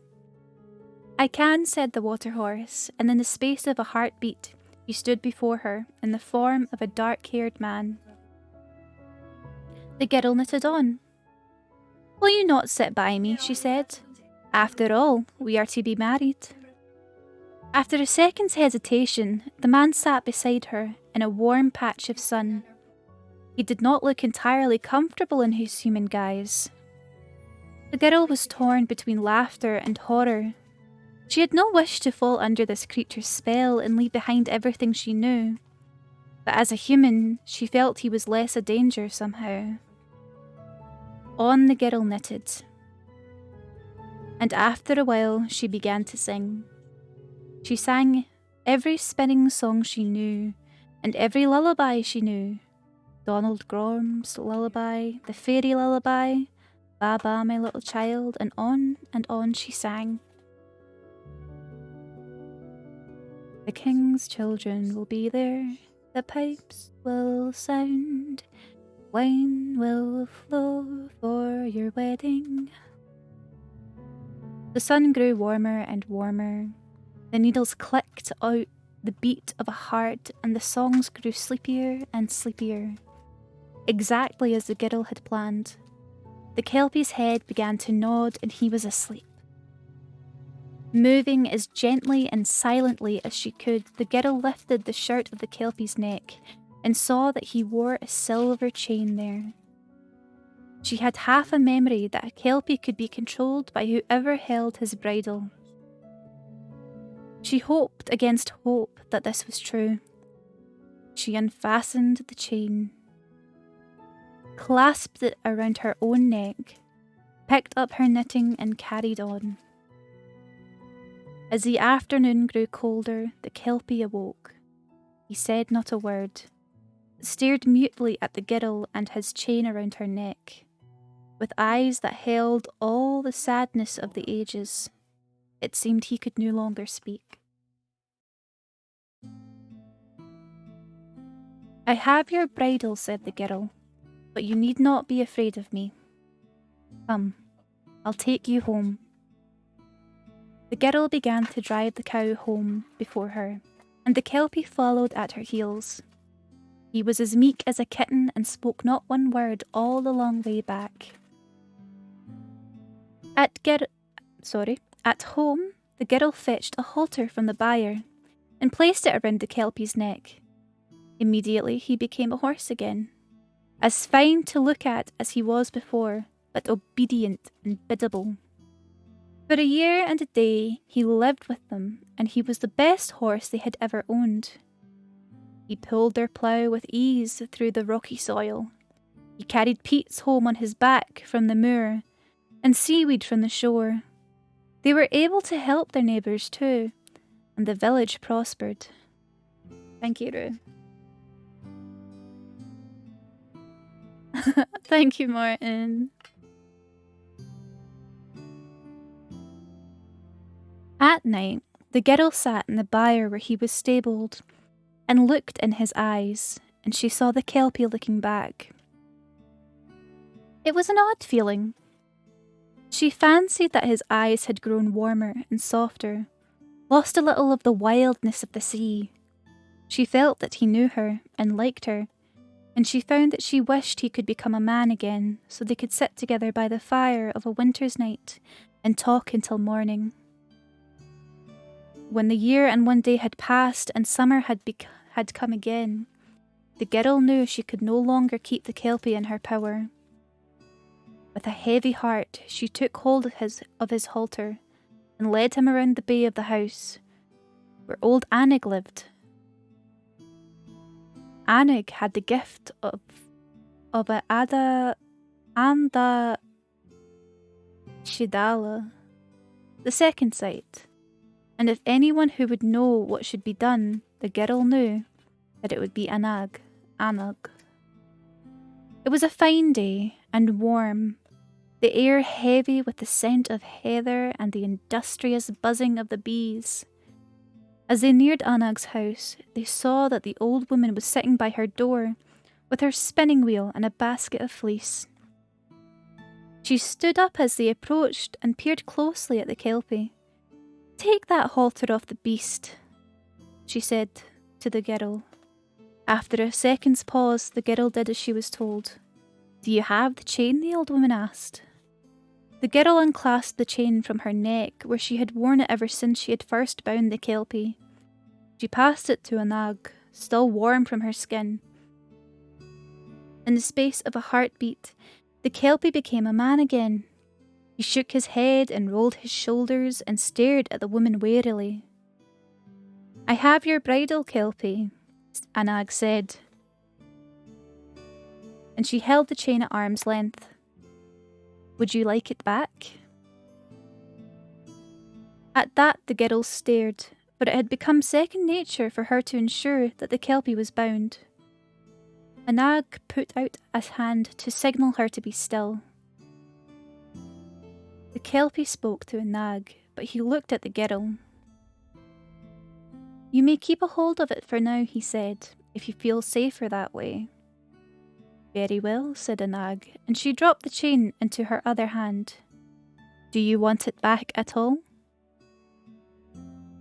I do, said the Kelpie, and I do not. The last year has been like no other year I have ever known. I am a solitary creature by nature, but I have spent a year in the company of others. I have no employment where I live, but here I have been useful. My home is cold and dark and watery, but here I have seen the seasons changed and lived in the light. Have you been treated well? A nag asked, for you are a powerful creature. I think to have been bound so long. I have been treated better than I deserved, said the Kelpie. I toiled for my people and they fed and sheltered me in return. I have been shown respect and kindness, and I have come to see that before I was not used to treating others the same way. I see now that I have been arrogant and selfish. I thought I could take anything I needed or wanted without paying any price or politeness for it. I thought I could take this girl to be my wife without asking her preference in the matter. I see now that I was wrong. You have learned much, I think, said a nag. What is your wish now? Do you wish to go home to your watery place? Do you wish to stay on land? And what will you be? A man? A horse? A water spirit? I wish to stay on land, said the Kelpie shyly. Then he seemed to grow bolder. And I wish to be a man, because I wish to earn this girl's love. I very much hope that she will marry me one day, if I can prove myself worthy of her trust.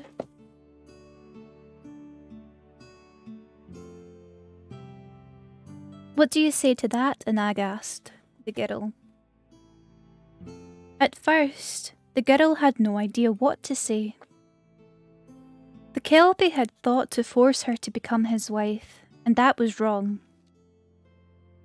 She had bound him and kept him, and perhaps she had not seen that she had a choice at the time. But now she could see that she had also been wrong. There was much that was wrong between them, but there was also a gentle tenderness, and her heart warmed when she looked in his eyes. Those eyes were no longer cold. Those eyes were no longer the cold slate grey of the sea in a storm. They were blue and bright, and they stared uncertainly into her own. I would like that very much, she said. And she almost laughed as the Kelpie smiled a smile that suggested he had not much practice at smiling before. Then he was laughing too. And a nag shook her head and reached out her hand to the Kelpie. Here, she said, your bridle. The Kelpie took the silver chain and gave it to the girl. Will you mind this for me? He asked. If I give it to you as a gift, it will not bind my lips as it did before. I will trust you to keep it safe, and thanks for the great trust you have placed in me.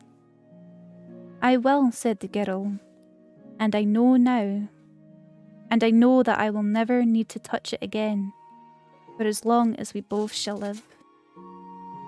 And they ran off in the heat of the day, towards the rest of their long, happy lives. There we go. That one was so cute. That one was the water horse and the girl. I really like that. Oh. Thank you for the stretch, Martin. I really like that one too. It was really cute. I love fairy tales so much. Oh, is that a baby? One. Oh, it's the Weewa. Little baby Weewa. Say hello. Oh, hold on. I'm gonna need to move to my main screen for that.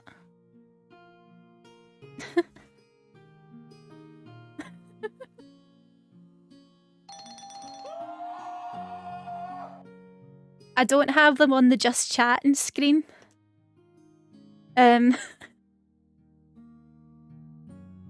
It's just if I were to copy them over, it would place them all differently. It's a bit awkward, but I've got them on my main screen. So I usually play games. Like I said, I don't really use the just chatting screen all that much. Right. Gonna have a quick look for another one in this book.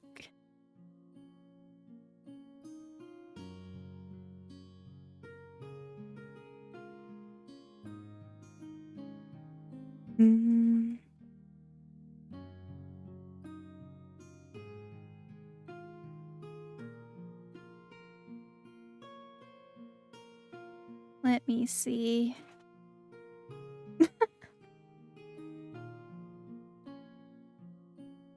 Okay, this one looks quite interesting. It's not super long. Just a few pages. But it's called Fionn McCumhale and the Giant Baby. Giant Baby. It's really quite an interesting title. And it says here, the great hero Fionn McCumhale appears in the Féin Cycle, an important set of stories preserved in manuscripts written in Scotland and Ireland in the Middle Ages. Some of these stories and other stories featuring Fionn also appear in oral tradition in both countries into the present day. This is a very light-hearted story about Fionn and his clever wife that has become popular in Scotland, Ireland and the Isle of Man. Although it features characters from Gaelic legend, it is often told in English. I'll take a sip just before I start.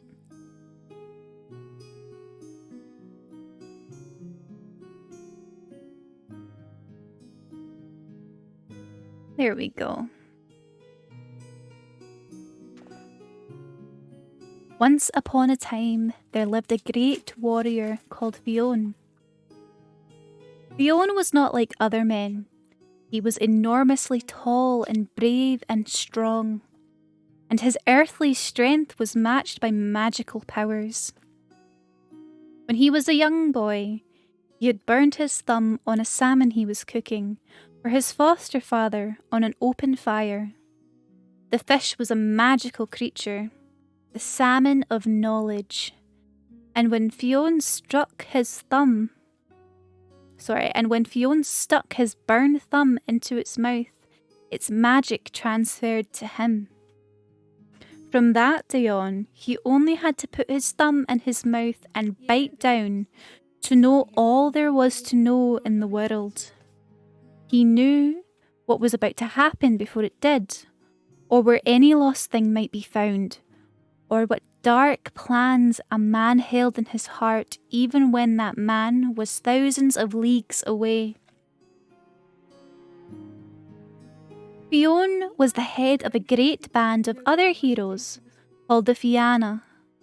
The Fianna roamed across Scotland and Ireland, crossing the great seas by means of giant pathstones called the Giant's Causeway, that still joins the north coast of Ireland to the island of Staffa in Scotland today. They fought any man they met and hunted and sang as they roasted the day's catch on a great fire in their camp. Their legends travelled far and wide in stories and songs of their great bard, Oisin. I'm not sure how to pronounce that name. There were many men who dreamed of besting the great Fionn and his war band and his great hound Bran, but none succeeded. One summer's day, when the sun split the stones with heat, Fionn was in Ireland with his wife. They had just sat down to dinner in a house they had there. When Fionn felt a great wave of unease pass across him, he bit down on his thumb, and in an instant he could feel the ground under his feet shake as the waves lapped at his knees. There is a great giant on its way from Scotland, Fionn told his wife. As we speak, he is crossing the causeway. He has but one thought on his mind: to find Fionn and rip him limb from limb. He is motivated by his fear that I am bigger and stronger, and that I will best him without so much as breaking a sweat. But he is 3 times the size am I. But he is 3 times the size I am. What am I to do? Now, Fionn's natural and magical gifts may have been great, but he had one further advantage over an angry giant. Can you guess what it was? It was his wife. If Fionn was clever, his wife was 3 times as cleverer. If he was tricksy, she was trixier by far. And if Fionn was brave, she was braver than her husband and all the Fianna put together. Go outside, she said, and come back when you see the giant coming. I'll ready everything in here. Fionn went out and he saw that the sunny day had grown dark, as though storm clouds had covered the sun. He ran up a hill nearby and scanned the horizon on every side. Then he saw what had caused the darkening of the day. The Scottish giant was walking from the west, and he was so tall and so broad that he had blotted out the sun. The very earth shook as he walked. Fionn turned and ran. Back in the house, Fionn saw that his wife had brought a cradle from the sleeping floor into the middle of the great hall. She held out a fluffy knitted blanket and a white bonnet of her own. The giant is right behind me, he cried. What are you doing with a cradle? Where is my armour? Where is my shield? Calm yourself, said his wife. Put on this bonnet and let me wrap you in this blanket, then climb into the cradle and close your eyes. I'll handle the giant. Fionn opened his mouth to object, but then he heard a dreadful knock at the door, and he decided to trust his wife. He let her bundle him into the blanket and squeezed himself into the cradle. Then he jammed the bonnet onto his head and pretended to be asleep. Fionn's wife sat down with her weaving loom and beckoned to a serving girl to open the door. Welcome, she called to the Scottish giant. Do come in. The giant bent almost double and turned sideways to fit through the door. Never mind your welcome, woman, growled the giant. I've come for Fionn. Where is he? Wheesht, said Fionn's wife, and she put a finger to her lips. I've just got my baby off to sleep. Please don't wake him up. The giant looked shamefaced. Sorry, he said, in a whisper that could carry across at least 3 counties. Where is Fionn? He's gone to France, said Fionn's wife, to fetch me some silken thread to weave a belt. He left this morning and he won't be back till evening. Evening, said the giant. Tonight? Inwardly he was thinking. What sort of man could make it to France and back in one day on foot? Fionn must truly be a giant, as everyone says he is. You're welcome to wait, said Fionn's wife. In the meantime, I'm going to make scones. Sit down at the table and take off your boots. You've come a long way. Fionn's wife made great scones, the size of millstones. When she rolled out the giant's scone, she pressed great rocks into the dough. She cooked it on the griddle and slid it off the table in front of him. The giant bit into it and howled as he crunched right into a stone and chipped great pieces out of his enormous teeth. Oh, the stones didn't hurt you, did they? Asked Fionn's wife. Fionn always loves to crunch the stones. His teeth are so strong. She gave the sort of giggle. She imagines a silly woman might. No, not at all, said the giant, although he winced and rubbed his mouth. How old is the baby? He asked politely and nodded at the cradle. 8 weeks, said Fiona's wife. Come and meet him. Hello, Shogun. Welcome to the chat. The giant tiptoed across to the cradle, the house shaking with every step. He's also called Fionn, said Fion's wife proudly. What a fine lad, said the giant. So big. 8 weeks old, you say? So no teeth yet? He stuck his finger in Fion's mouth, and Fionn bit down on it as hard as he could. The giant jumped 6 feet into the air and howled as he hit his head on the roof tree. He cradled his bloody thumb in his other hand. I'll tell you this, woman, he said, if that is the baby, I don't even want to meet the father. Thank you for the scone. It's been a pleasure.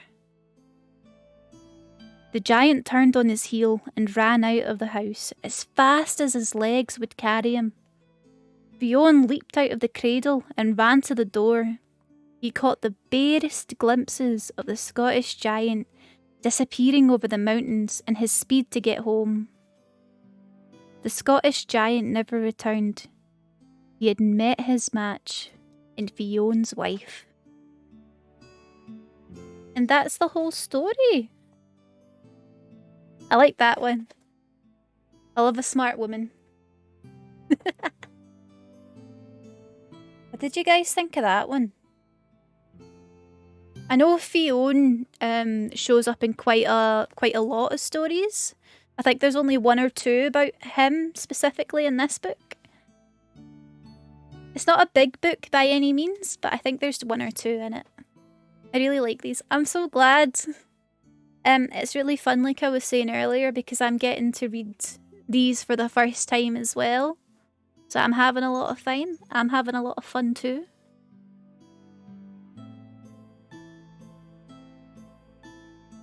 Right.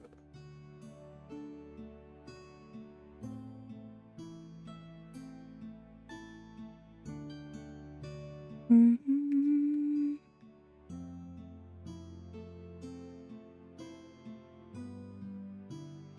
And I've not fallen asleep yet, so that's something I'm glad. I'm glad. I'm hoping that it's new and interesting enough that you're willing to stay awake to hear the whole thing. You know what I mean?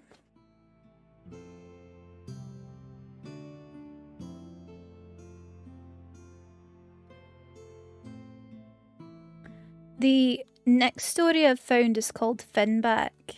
Again, it's only a few pages long. You want more of these types of streams? I'll definitely do it more. I think it's a lot of fun. I'd be happy to do it with more than just Scottish fairy tales and stuff. I just happen to have quite a few Scottish books. So I thought that was the best one to kind of start off with. Yeah. No, the next one's called Finback, and I'll read it in just a moment.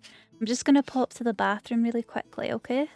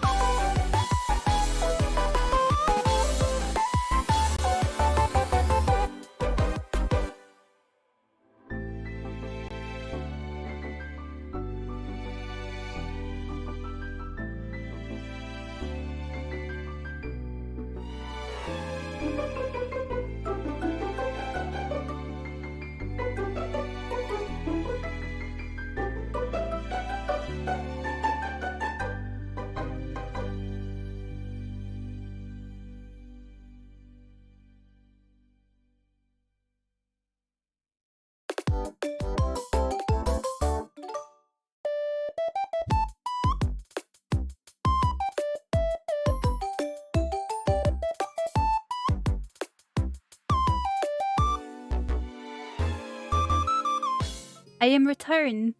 Also, Martin, I thought you liked that song. Also, hello, Clee. Welcome to the stream. We reading Scottish fairy tales today.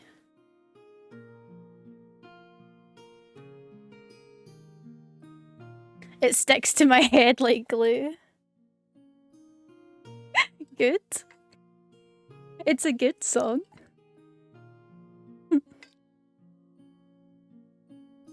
Okay.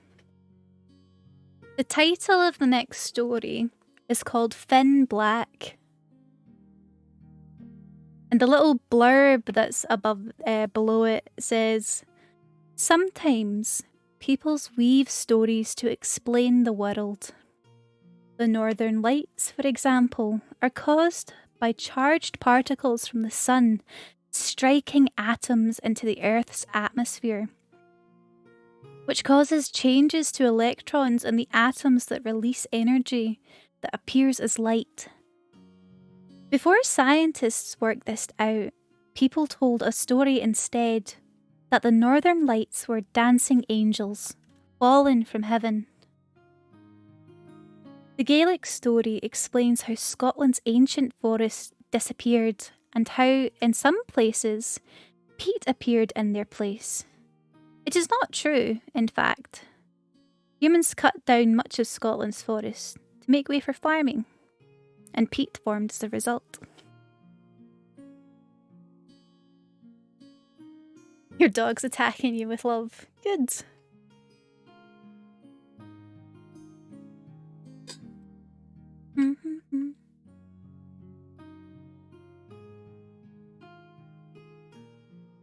Right. Long, long ago, before people first came to live in Scotland, the land was covered with trees.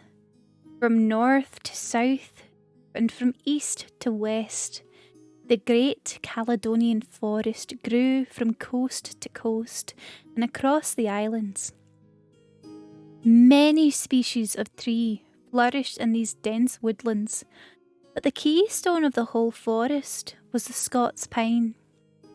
These branching, regal trees soared over 30 metres tall and lived for hundreds of years.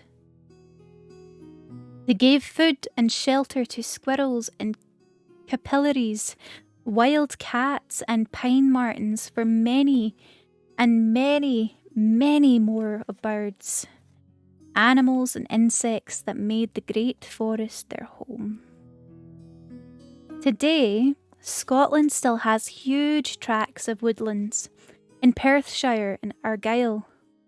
Around the Great Rock where Stirling Castle sits, in the vast Cairngorms National Park, and across the West Highlands. But these forests represent only a small fraction of the Great Caledonian Forest, and today some areas of Scotland have no trees at all. In many of the places where no trees grow, the land lies under a blanket of peat. Peat is formed in waterlogged conditions, where plant and other natural materials does not rot completely, but instead grows to cover the ground as a dense, dark substance that can be cut, dried, and burned as fuel. Sometimes, when people cut peat for their fires, they find the roots, trunks, and branches of great trees, still whole but blackened and twisted after hundreds of years on the ground. These are the remnants of trees from the ancient forest, and for hundreds of years, people have told stories of how they ended up there, buried in deep, dark peat bogs. It is said that the King of Loch Lan looked with a jealous eye to Scotland, such a near neighbour and yet not a friendly one. He saw the great forests of the strong, supple wood of the Scottish king, had at hand to make fine ships and great houses. When their Scots felled the trees to build their boats and their houses, they planted crops and grazed their animals in the clearings. And in the mild climate of Scotland, they flourished. Life was not so easy in Lochlann. There was a scarcity of land, and the weather was cruel, and the men and women died of hunger every year. Some years the animals perished, meaning the people had no milk or meat or wool, or new young animals to look forward to come spring. There were plenty of trees. These were little and hardy made for building sturdy boats that would stand up to the rough seas.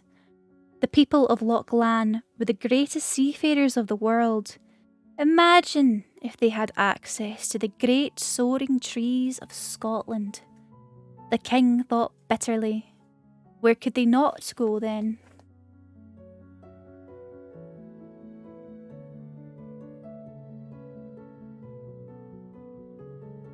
Eventually, the king of Lochlann became so eaten up with jealousy, he made himself ill and took to his bed.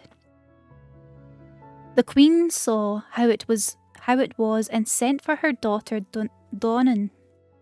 Donnan was a wise woman with a gift for herbs and healing. She had other gifts too that meant she could see straight through to what ailed the heart.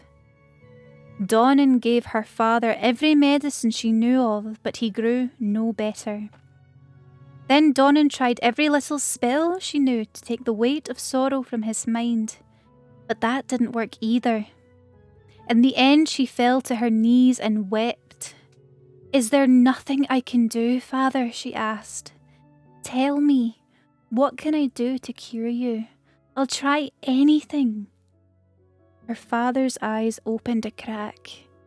"Anything?" he whispered.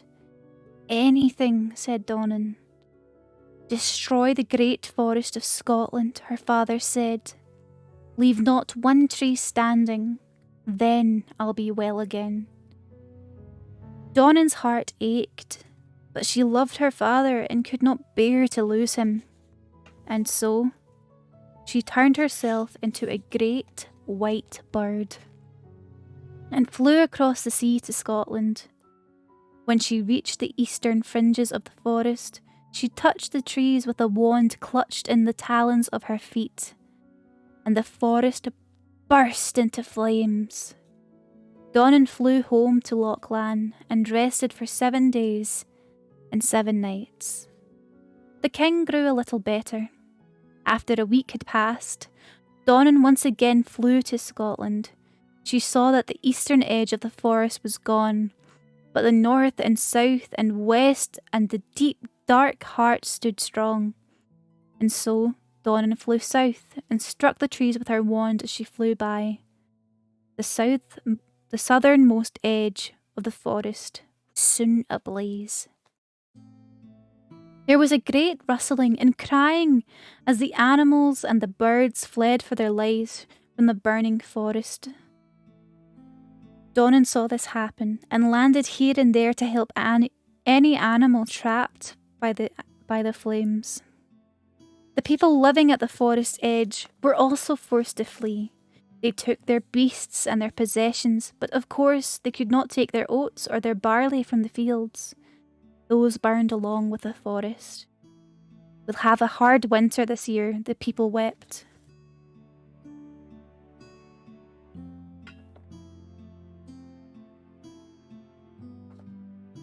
With no homes and no grain to feed ourselves or our flocks. A child pointed up to the sky. "Look at that great bird up there in the trees. What is it?" The people looked up and saw Donnan flying here and there above the trees. She was bigger than any bird they had ever seen before, and white no longer, but blackened from the soot of the smoke of the fire.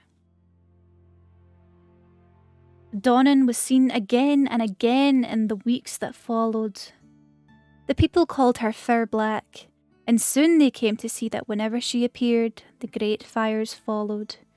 We must stop Fur Black, the people said to one another, before the entire forest is gone. They tried with bows and arrows to shoot Donnan down, but she flew too high, and the arrows fell short every time. The people busied themselves, putting out the fires as best they could, digging trenches and cutting gaps into the forest to stop the terrible spread. All the while they talked about Fur Black and how to stop her. She has a kind heart, I think, one little girl said. I saw her save a nest of birds. A kind heart. Forgive me. A kind heart, the adults scoffed. When she has destroyed our forest, be quiet, little girl, and let us talk. We need to work out how to stop her.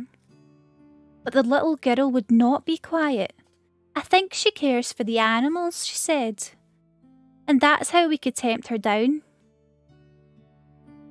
And so, when Donnan appeared in the skies on the western edge of the forest, the people were ready. They took the calves from the cows, the lambs from the ewes, and the kids from the mother goats. The air filled with cries of distress. Donnan looked down from the skies, but the tree cover was too great. She could not see what had caused the great howl of distress across the land. She saw a clearing ahead and came down to the land. In an instant, an arrow shot up and pierced her heart. She fell dead to the ground.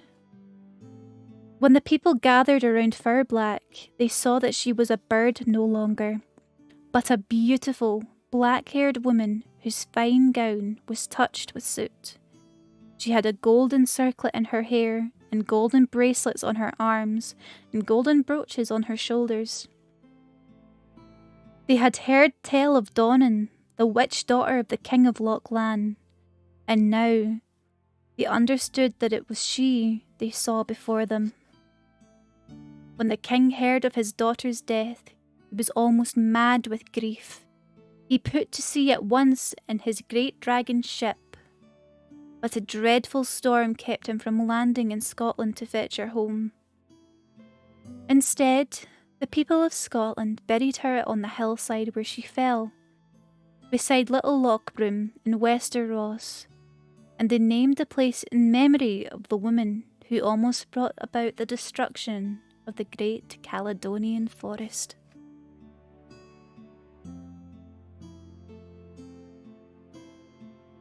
And that's the whole story.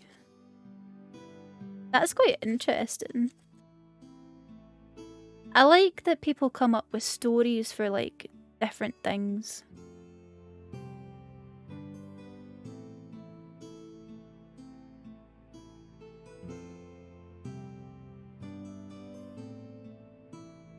What did you think of that one? I will have a sip because my throat is getting there.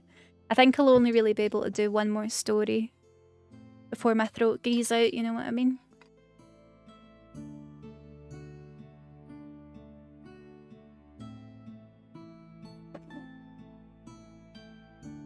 They're a lot of fun.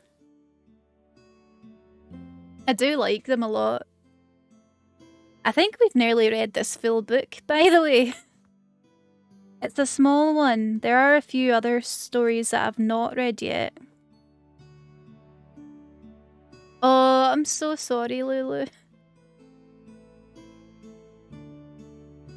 I think to summarise it, the King of Lochlan was jealous of Scotland's Caledonian forest. He went into depression. His daughter, who was a witch, tried her best to make him happy. But the only thing that would make him happy was the destruction of the Caledonian forest.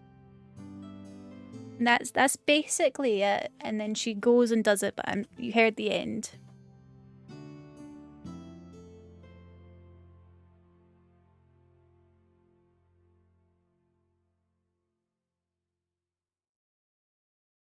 Right.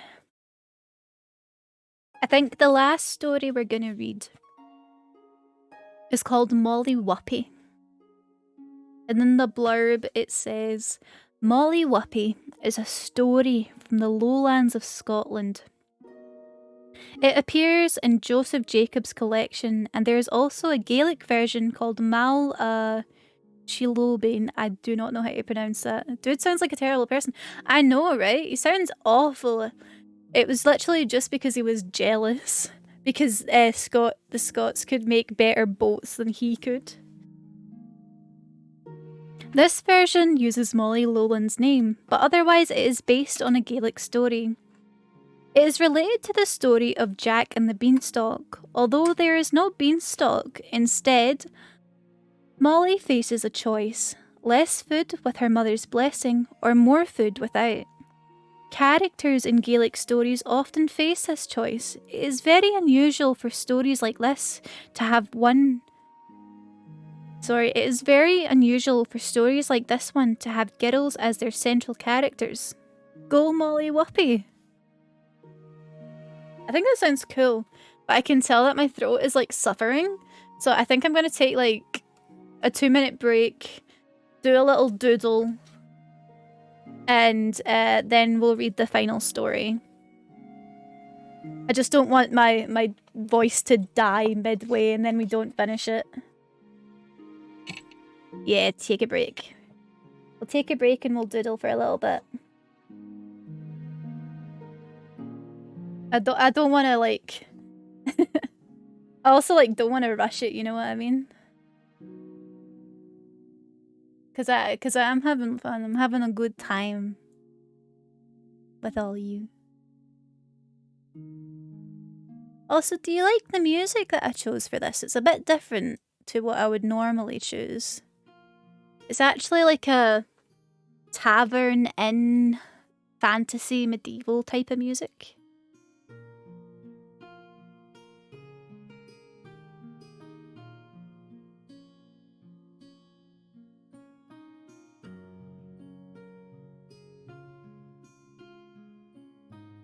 It's very Skyrim sounding. I like it. Hell yeah.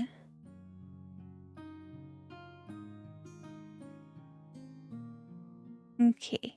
Swap to the main screen very quickly. Oh, I forgot the woo thing went on. Hold on.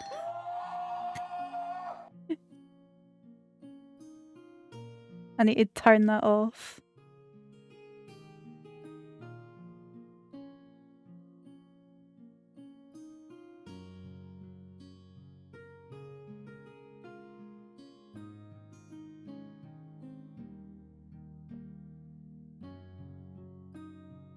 I like this music. It's the kind of music I put on to fall asleep to. It is very relaxing, I think.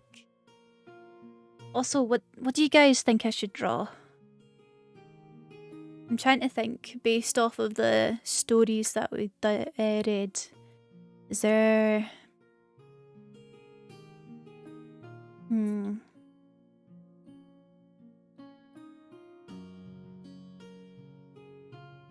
I am wondering, what should I draw?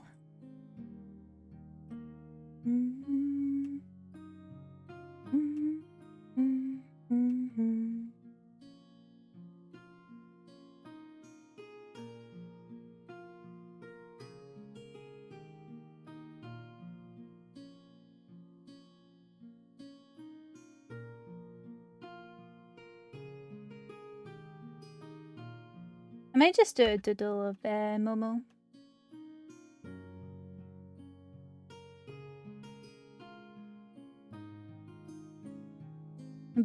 Just be a little quick doodle of Momo for a little bit.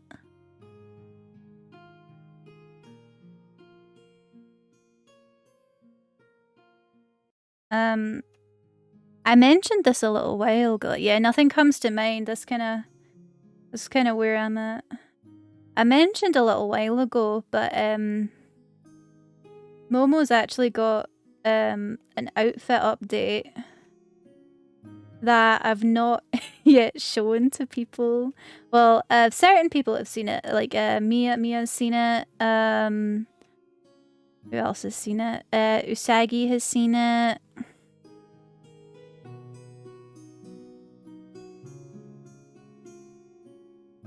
Who else? Can't remember for the life of me.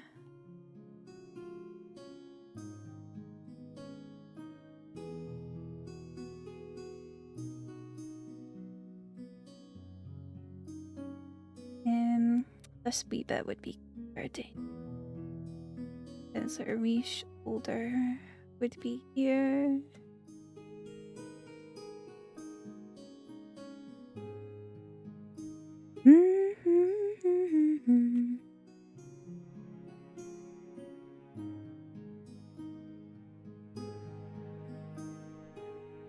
I think that little bit here is just a little bit too pronounced.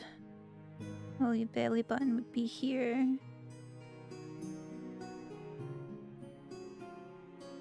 He's gonna kind of have this little bit. And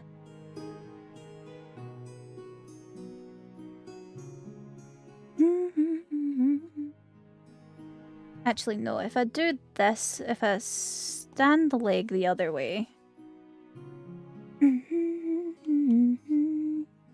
Kind of like, as if it was facing kind of outwards, and then I could bring the other leg out like that.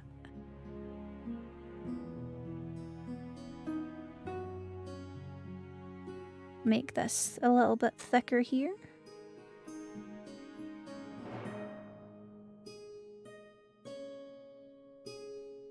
I think we would want to... Ooh, we don't want that. I'm gonna bring this little bit out just a wee tad more. Sometimes you just gotta pump the thing.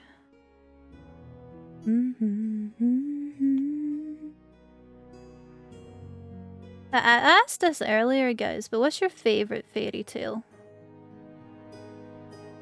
Curious to see what answers people have. My favorite Disney film is Tangled. Personally. I like a lot of the Brothers Grimm stories. I think they're funky. And then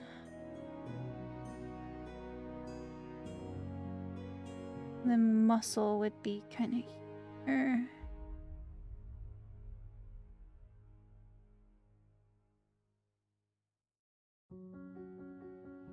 Yo, did you just say your favorite Disney movie is Tangled? Yes, I did.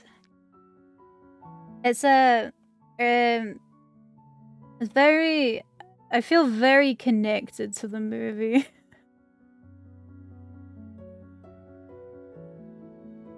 Feel it's my fave? Hell yeah.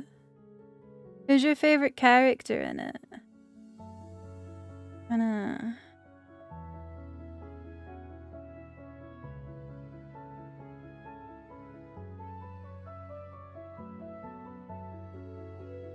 have the here. Maximus? Hell yeah. I'm quite simple. I just I really love Rapunzel.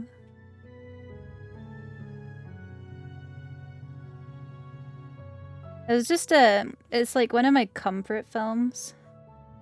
However, one of my other comfort films is The Emperor's New Groove or Kronk's New Groove. I really love those ones. Okay. Gonna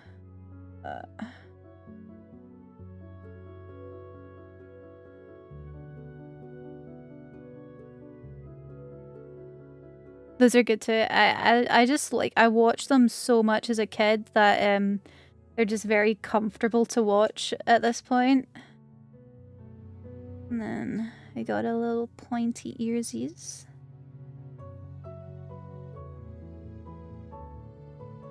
I've not watched the Tangled series. I have seen lots of things about it. I really want to watch it. I've just genuinely not had the time nor the chance. Would you recommend it?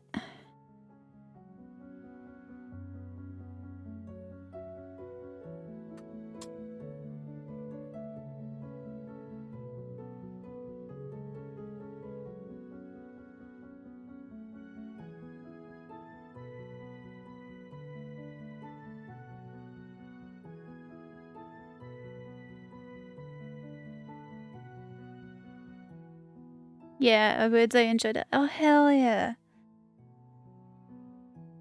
It's good to know. I will look into it for sure. Map everything out a little bit.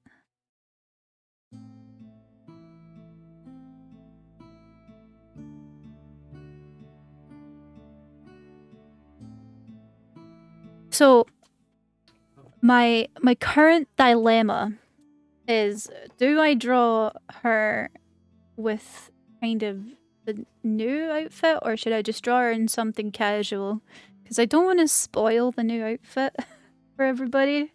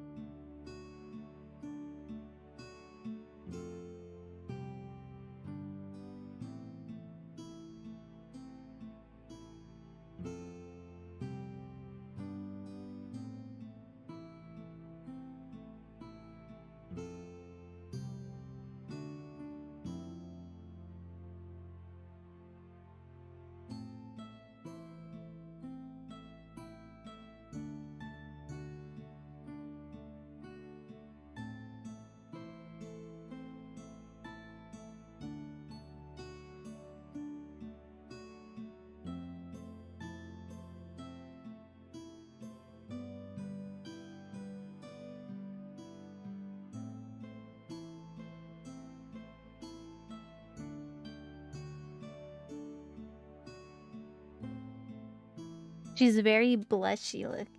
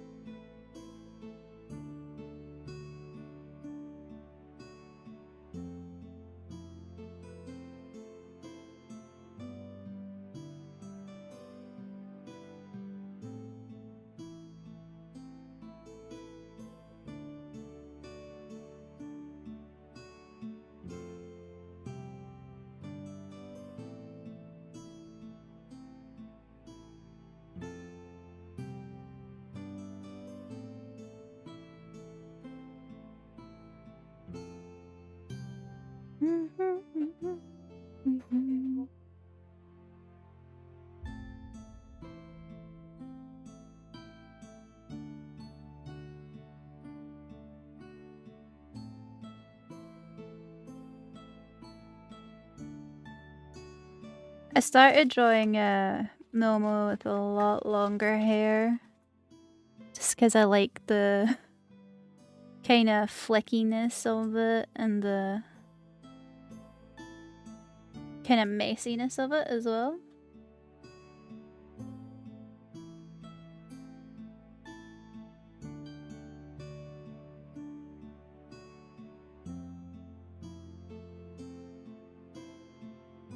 I think what happened was I really liked the design I did for her birthday outfit.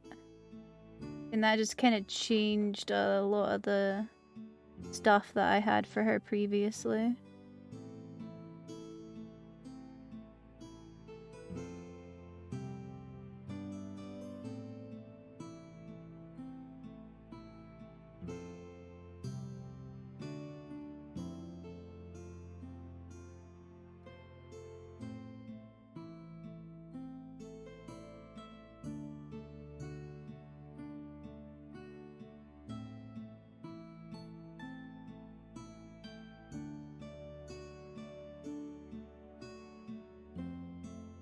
I think I might leave her hair down in this. Be cute. Yeah. That would be cute. That would be cute. There we go.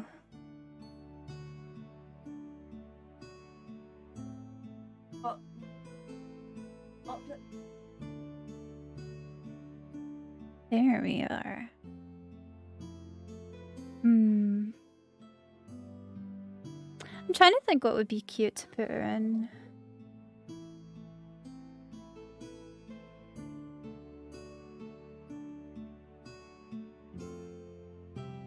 You know what? I think we can worry about that after the last story. I'm gonna swap back to my other screen and fill up my water again. And I will read you guys the final story while I think about what I want to do with this.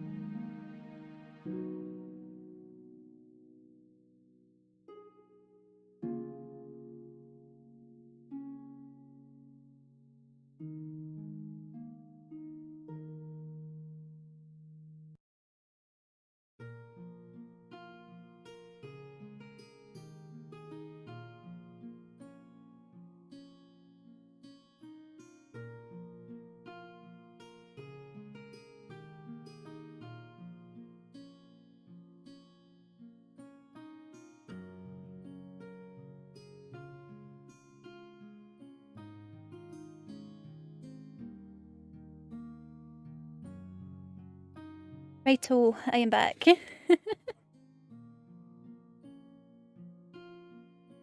So The last story we are going to read this evening is called Molly Whuppie.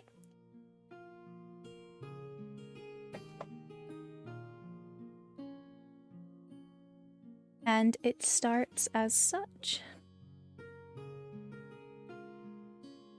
Once upon a time, there lived 3 sisters: Sheena, Christina, and Molly.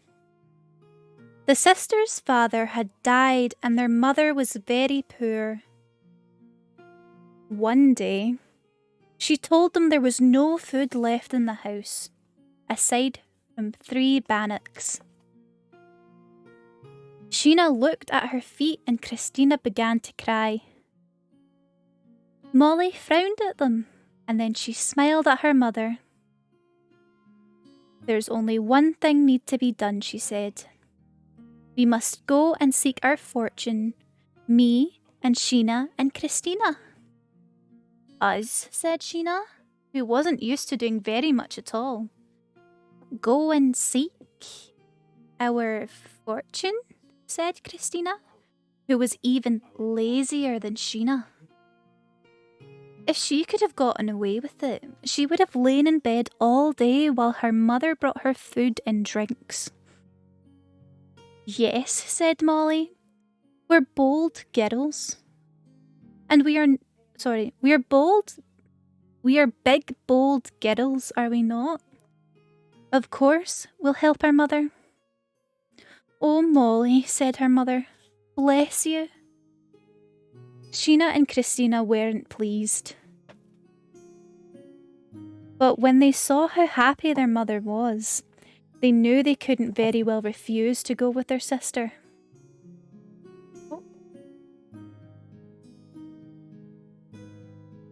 They glared at Molly as they put on their coats and shoes and found a bag to fill with food for their journey. Take the bannocks, their mother said. She opened the cupboard and took out the bannocks. One of them is only small, said Sheena. Very small, said Christina. That's true, said their mother, but whoever takes the little bannock, she shall have my blessing too. Sheena and Christina looked as though they were mad. Then they took the big bannocks. The smallest bannock was left for Molly. I'll take the small one with pleasure, said Molly, happily. For I would prefer my mother's blessing any day than a little more to eat. Her mother kissed her. My blessing upon you, Molly, she said. I don't know what I'd do without you. Stuff and nonsense, said Christina. A blessing won't keep the hunger away. She turned to Molly. Come on then, Molly, she said. If we have to go, we'd better go before it gets dark.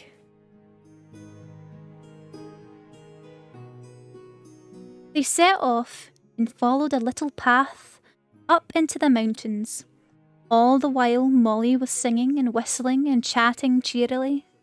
Her sisters didn't say much, only that their feet were sore or that they were getting tired.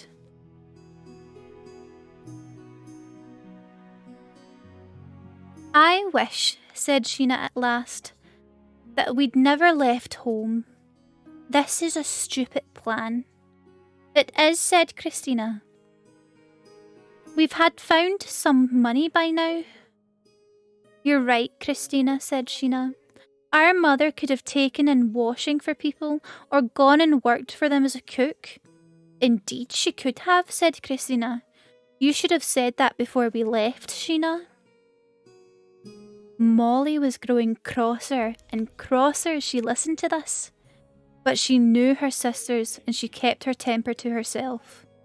Who knows, she said. Maybe you'll meet a rich man to marry. Oh, said Sheena. Ah, said Christina. Yes, said Molly. I think it's more than likely, but our dresses and shoes will be ruined with dust from the road, Sheena complained. What nobleman will... Wow, my voice died. Give me 2 seconds.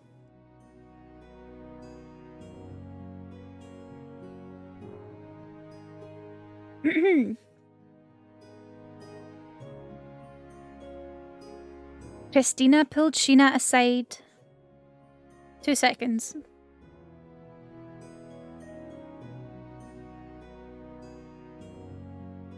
Yeah, I think it does. It's because I don't normally do this type of thing.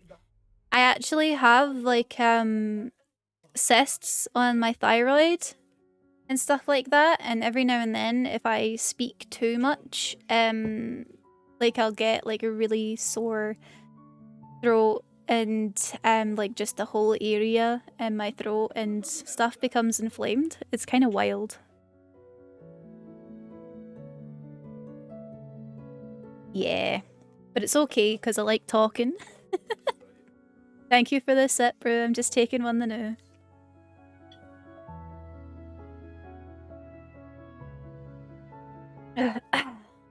That's a bit better. Christina pulled Sheena aside so that Molly couldn't hear them.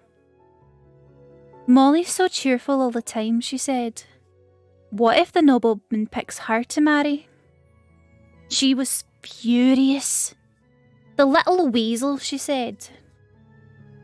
Stealing our husbands like that, she should be ashamed of herself. Wouldn't it be better, Christina said, if she wasn't with us at all? And so, the next time they passed a big rock by the road, the sisters leaped on Molly and they tied her to the rock.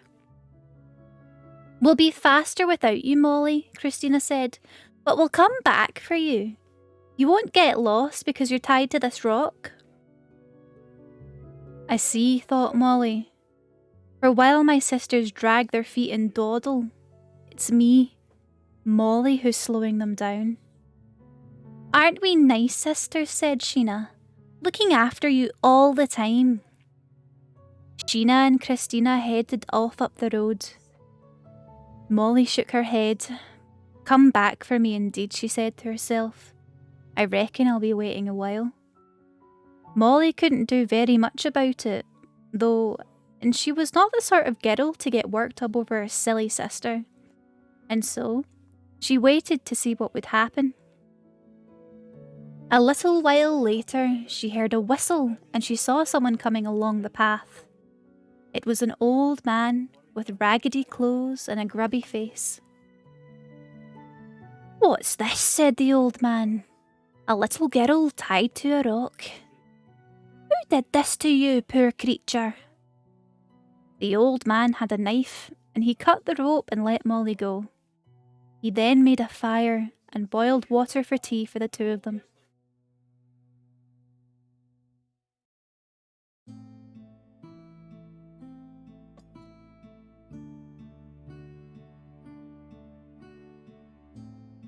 Molly took out her bannock and gave him half of it. She put the other half in her pocket. Are you not hungry? The old man asked.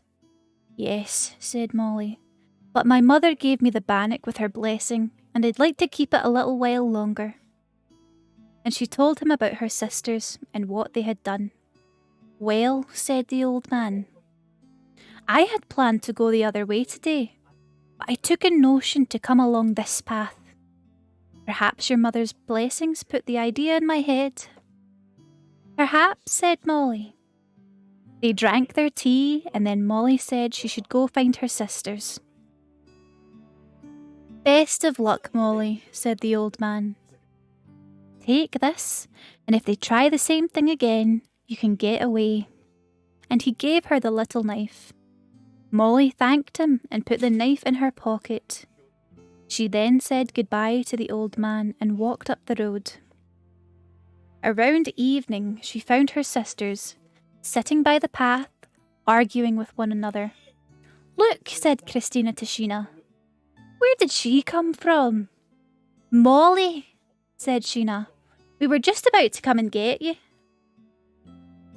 Molly let the lie pass and smiled at her sisters and said, Well, I saved you a little time then. Molly made them all tea and they settled down for the night. In the morning, the sisters began complaining again. We've got no breakfast, said Sheena.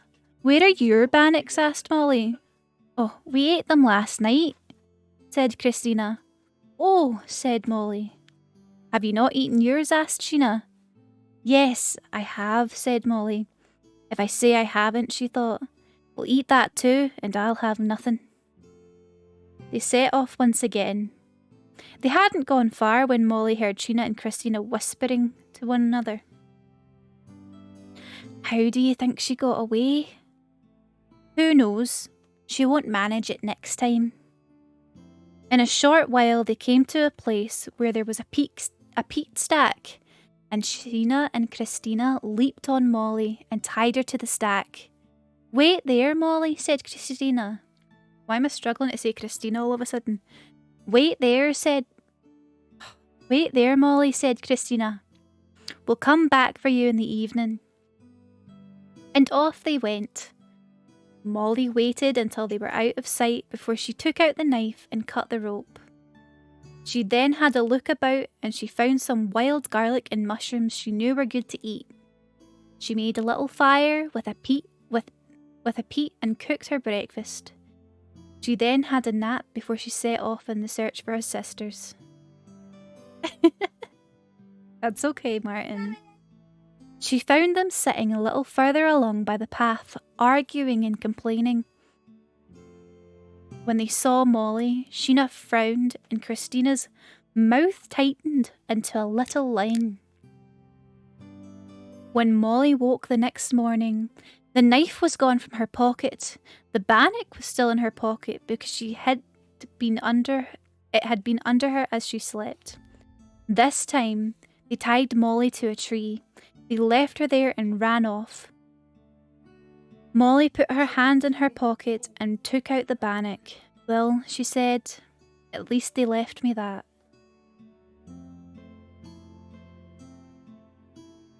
Molly couldn't do anything about her situation, and so she waited.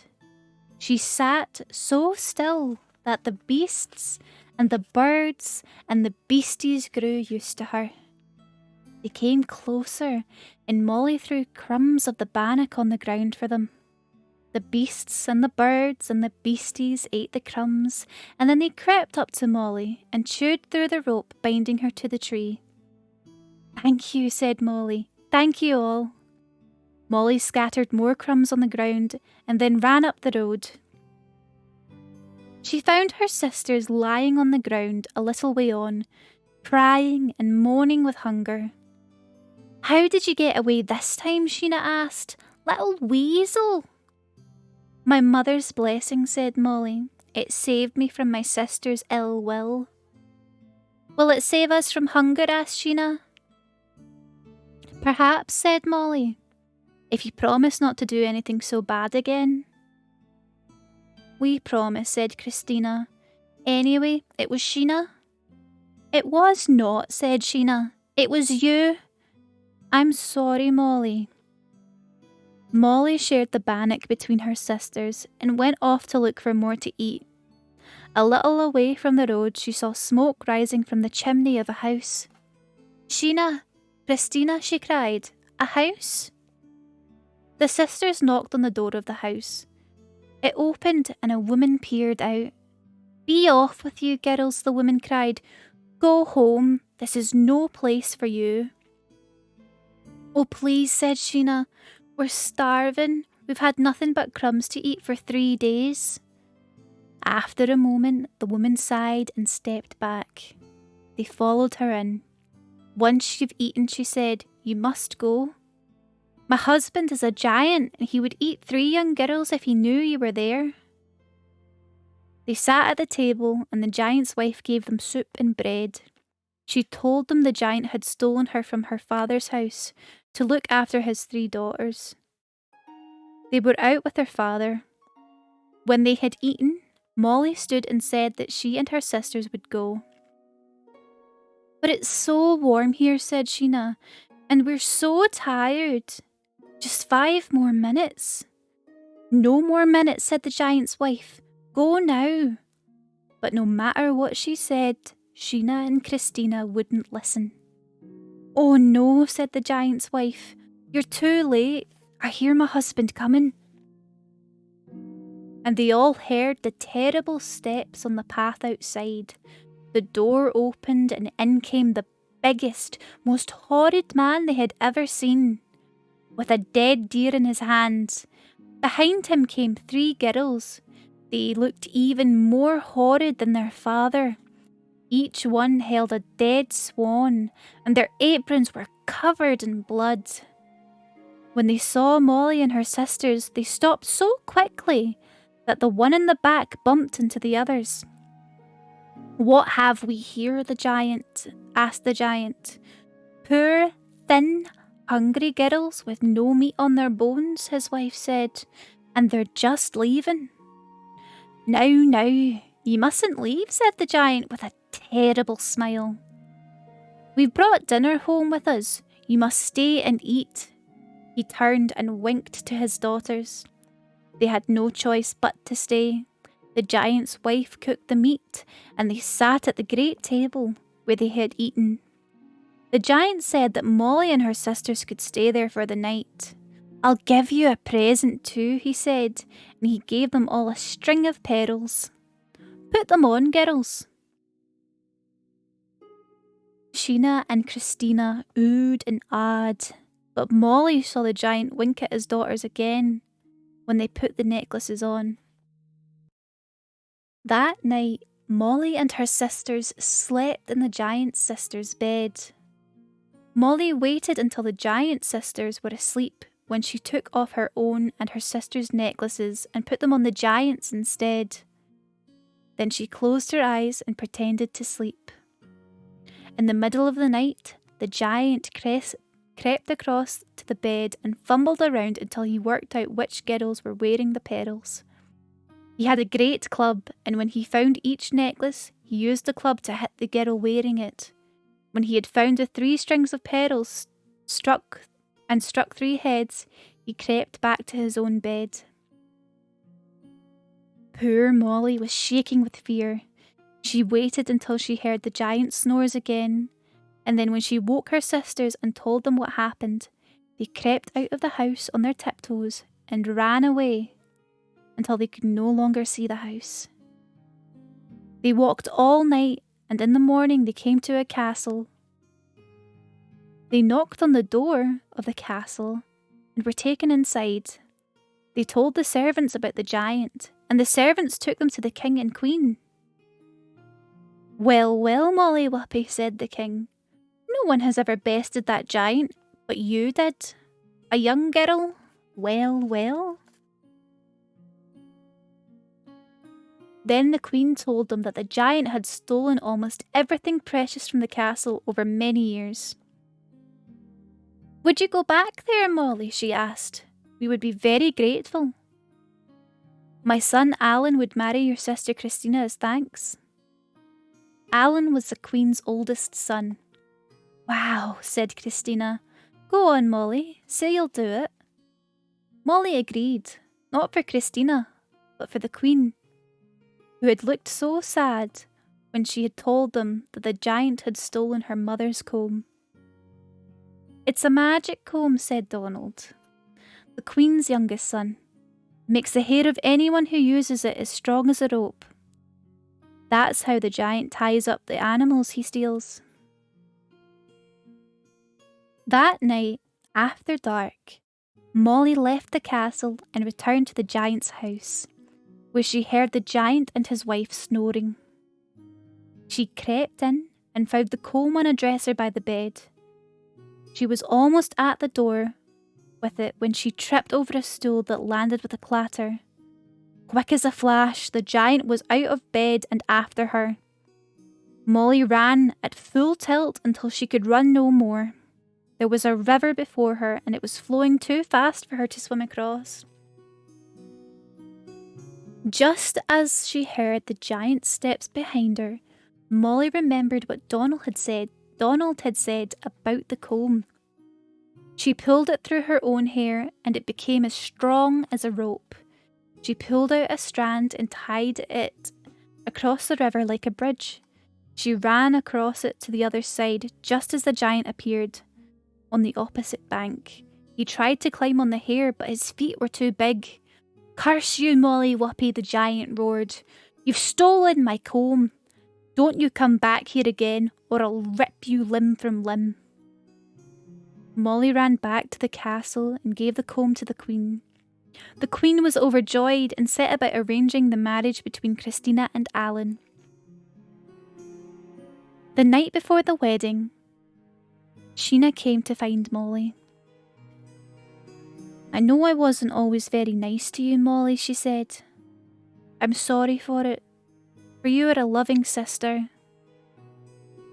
Molly understood from this that Sheena had fallen in love with Ronald, Alan and Donald's brother, and wished to marry him. Very well, she sighed. What do I have to get this time? Donald explained to Molly that the golden lamp the giant has stolen from his father was a magic lamp, and it would only shine for the person who lifted it. It was how the giant stole animals in the darkness.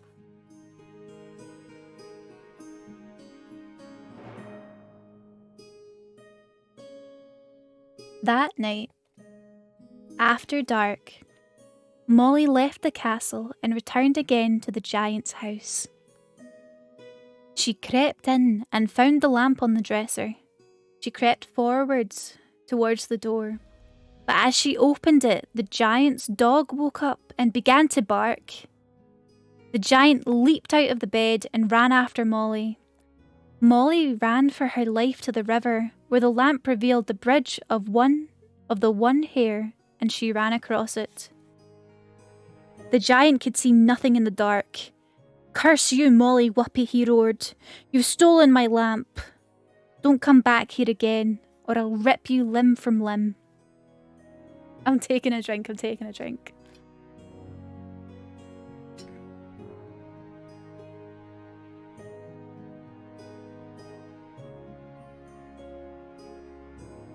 Molly went back to the castle, and the king was overjoyed to have his lamp back. Sheena's wedding to Ronald and Christina's wedding to Alan took place that very day. At the end of the evening, the king and queen came to find Molly.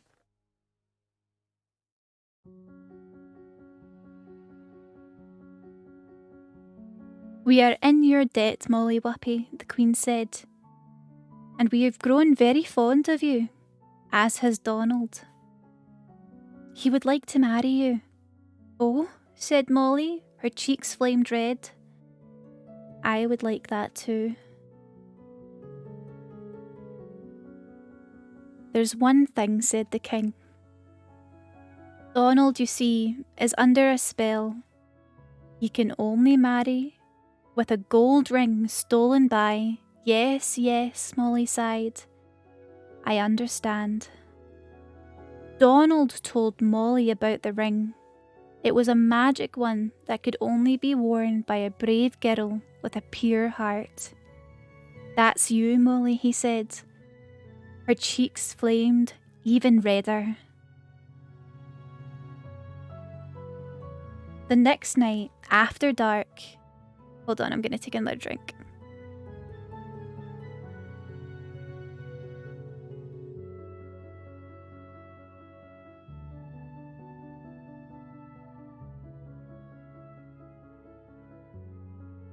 The next night, after dark, Molly left the castle and returned once more to the giant's house. There were no snores or other noises, and she decided that the giant and his wife were not at home. She crept in and found the ring on the dresser. She turned to leave, but the giant was waiting at the door. He grabbed Molly and stuffed her in a sack. Well, Molly Whuppie, he said, I have you now. He called out to his wife, Morag, Morag, what will I do with this little weasel? I don't know, said his wife. She began to cry at the thought of all the dreadful things her awful husband might do to Molly Whuppie. I'll tell you what I'd do if I were you, said Molly from the sack, thinking as quickly as she could. I'd hang this sack from a nail on the wall. Then I'd go right into the heart of the forest and find the biggest, strongest stick I could. Then I'd come home and beat the sack until Molly Whuppie was dead and could steal from me no longer. Good idea, shouted the giant. He hung the sack on the wall and ran out of the house. Molly thanked her lucky stars that the giant was every bit as stupid as she had hoped.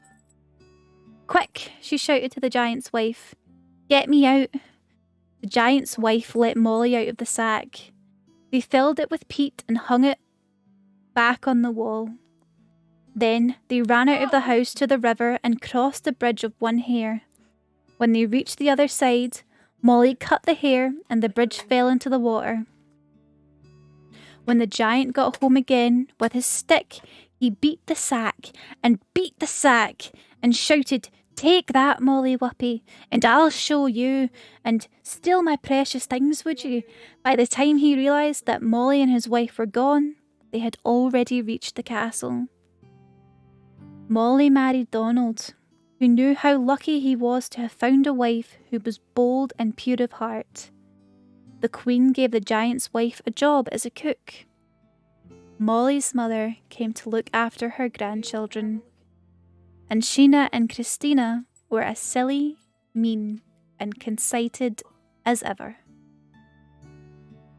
And that is the whole story. I like that one. I think I've heard of Molly Whuppie before. Oh!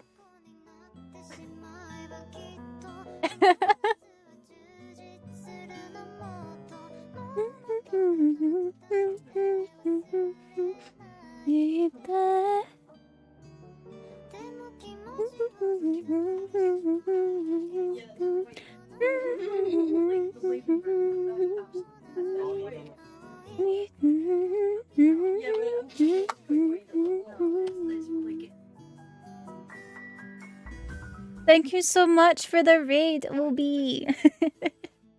I changed my raid alert, and it's a lot better than the cockroach calisthenics one. I'm glad you were the first one that got graced with it. Thank you so much for the raid, Obi. Let me give you a little shout out.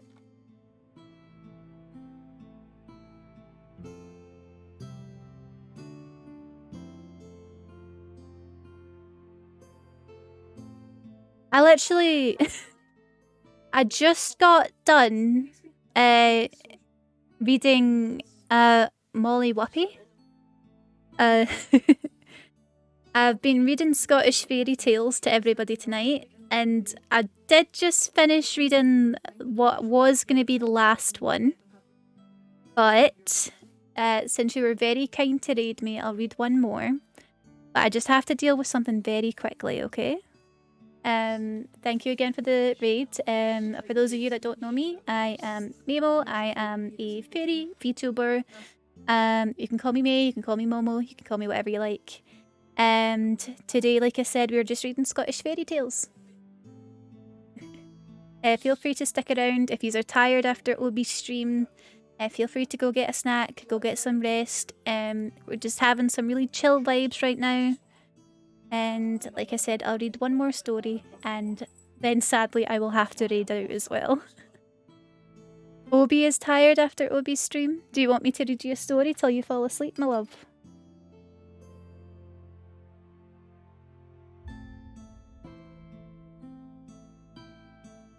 Okie dokie. I'll do... If you're tired, just listen and it'll send you to sleep. Right. Almost got you. I almost got you.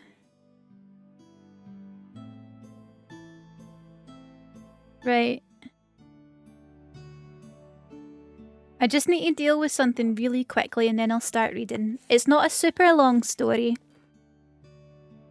But the next story is called the Mr. Stirworm? It's either stir or stool. But that's what we'll be reading.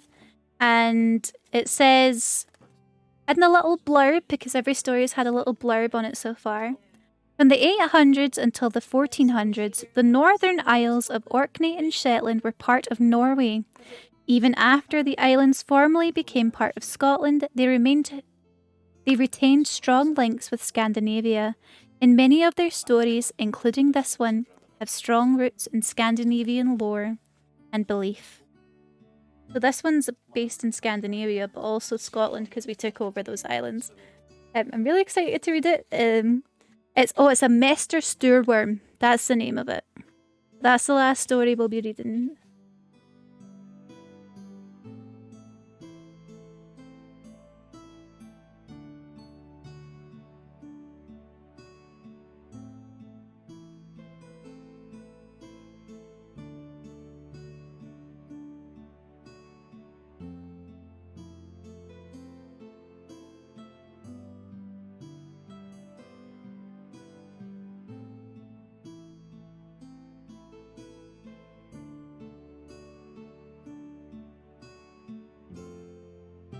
There we go.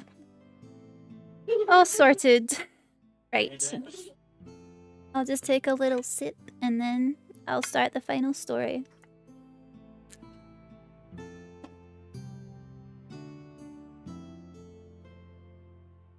Once upon a time, in the dark depths of the cold North Sea, there lived a dreadful creature called the Mester Sturworm.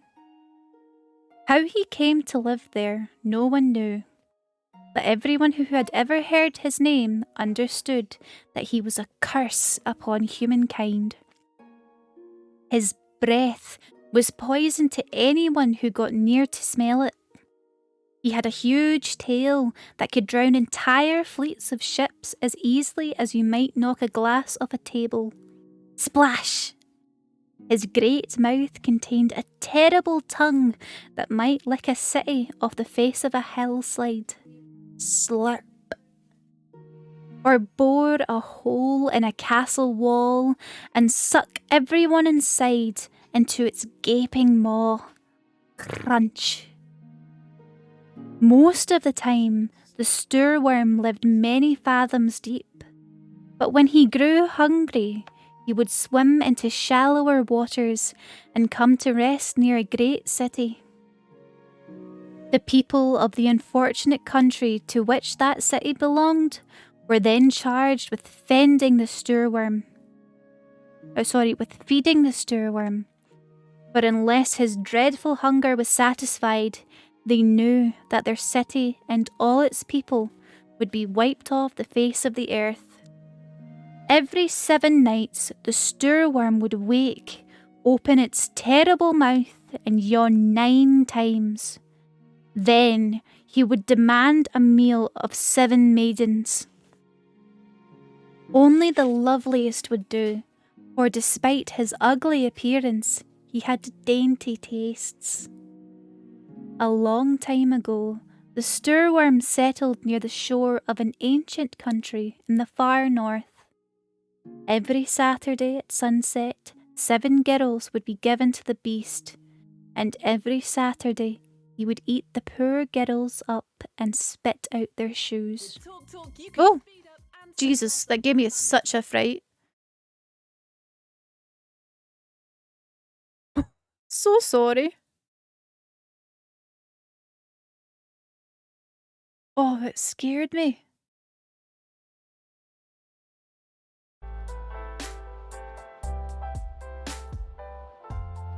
The playlist finished.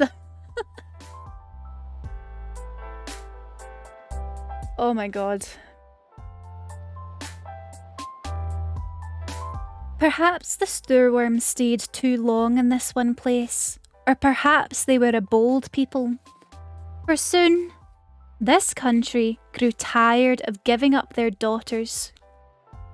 They went to the elders of the land and said that it would no longer do. The elders went to the Sturworm to plead with him to leave them alone. The Sturworm agreed, if first he could have the daughter of the king for his dinner. When the elders put this proposal to the king, he refused.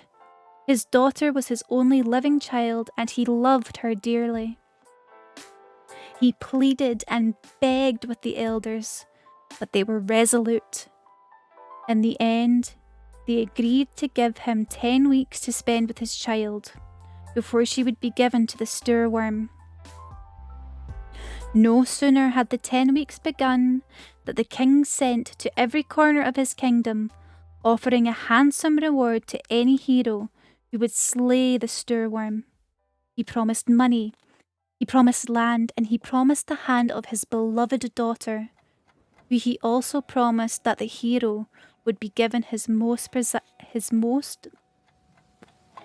He also promised that the hero would be given his most prized possession, the sword Snapper. The king had inherited the sword from the great Odin himself, the one-eyed god of wisdom and war. Warriors flooded from every corner of the kingdom to take up the challenge. But upon seeing the stoorworm, all but 12 changed their minds immediately and returned home to take up their hoes and their ploughs and never again think of the deeds of valour. Of the 12 remaining, the first died in the stoorworm's maw, the second drowned under his tail, the third perished on his breath. The remaining 9 turned tail and fled. Frantically, the king sent his heralds on as fast as horses to seek new heroes. None would come. On the 9th day, a farm boy appeared in the king's house. His name was Asapatl, and he was the 7th son of a 7th son. He lived with his 6 brothers, his mother and his uncles on a farm by a stream. The family worked hard to feed the many mouths in the house, but Asapatl rarely joined in. Instead, he preferred to lie in the ashes of the fire and dream. He dreamed of great feats of daring gods and monsters, magic and mayhem. And the stories seemed so real in his head that he wanted to share them with anyone who would listen.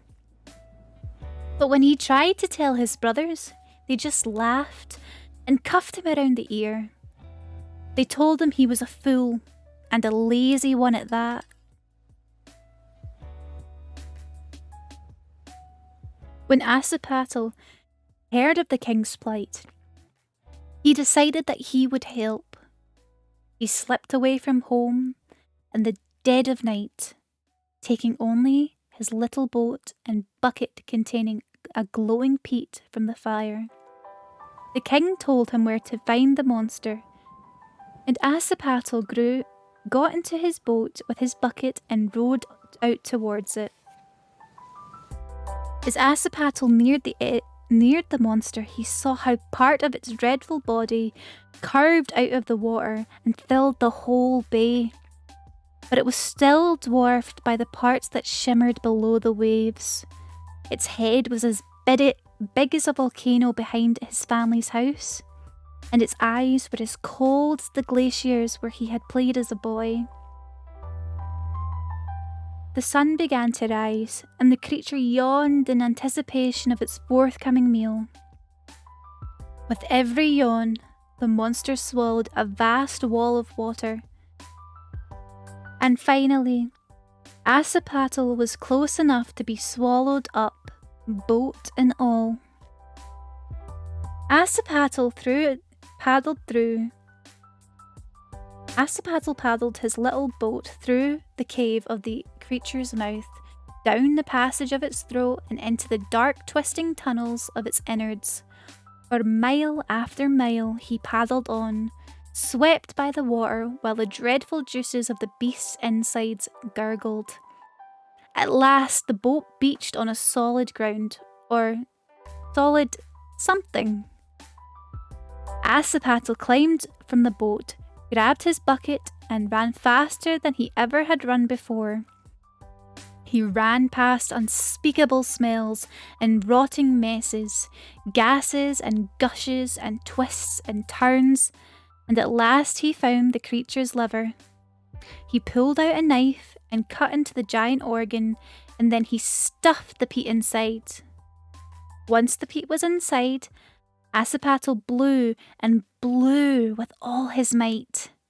Terrified that the peat would not kindle back to life, peat burns long and slow and friendly, and finally his patience was rewarded. The peat spluttered to life, and the liver made a dreadful crackle. As soon it was blazing like a star. Asapatl ran full tilt back to his little boat and clambered aboard. No sooner was he seated inside that stirworm. No sooner was he seated inside than the stirworm gave a great heave as the pain in his liver made it sick to his stomach. Asapatl was carried in his sturdy little boat on the great tide of acid and water back towards the beast's mouth, where he had spewed out and hurtled back into sea. He managed to steer his faithful boat to shore, where he promptly jumped into the water to wash the worst of the foulness off his clothes. By the time Asapatl was clean again, a great crowd had gathered to watch the struggles of the stirworm. Smoke billowed from its nostrils, and it heaved here and there in a vain attempt to quell the fire within. Its forked tongue shot out and caught on the star of the heavens, which crashed to earth and made a deep rift where it fell. The waters ran into the rift and formed the Baltic Sea. As the fire grew hotter, the stirworm writhed and twisted in agony, thrashing its head off the ground in its dreadful death throes. Teeth fell from its mouth and landed in the sea, where they formed the Orkney Islands. More showered out to the north to form the islands of the Shetland. A final heave brought forth the Far Faroes. With a last great howl, Stirworm cast itself far into the waves. It died where it fell, and the shiny parts that remained above the face of the ocean, burned black and smoking, became the land of Iceland. It took some hours for the sky to clear from smoke, and the people to clear the debris of the beast's death. Once the sky shone bright again, the king took Asapatl in his arms and called him a hero. He presented him with Sickersnapper and offered him the hand of the princess. The princess was a lover of stories and was well pleased with the arrangement. Asapatl and the princess were married with great feasting and celebration. Boats were burned and songs were sung, and every man, woman and child in the kingdom vowed that they would never forget how lucky they were, for the Master Stirworm was finally dead and gone, and they could live in peace together once more.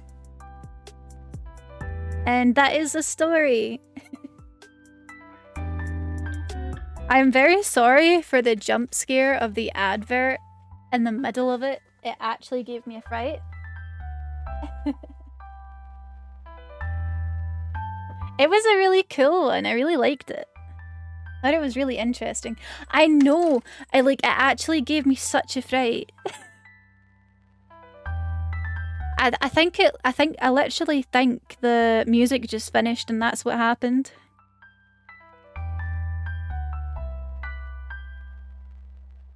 Oh man, it was kind of funny though, I'm not gonna lie. Right. Like I said, that was gonna be the last story that I was gonna tell. I'm very sorry to the people that just joined through the raid. But I have been reading for the past 3.5 hours, and I don't think my voice can take it anymore. Thank you so much for the story stream. Hell yeah. I'm glad you enjoyed. We are gonna raid somebody called Medusa. Oh, I need to actually type in. Yeah, no kill voice and hydrate. I think I would definitely like to do streams like this again. I said earlier that I would be very happy to do streams where I read other fairy tales from other countries.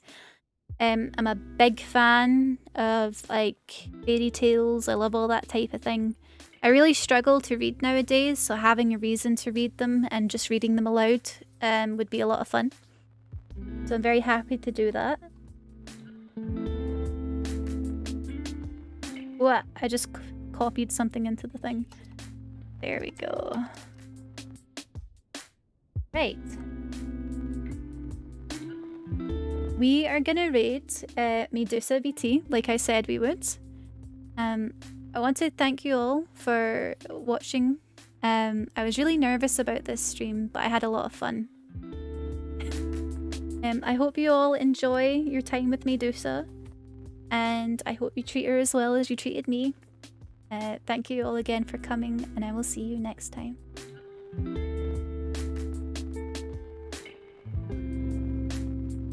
Oh wait, forgot my raid message.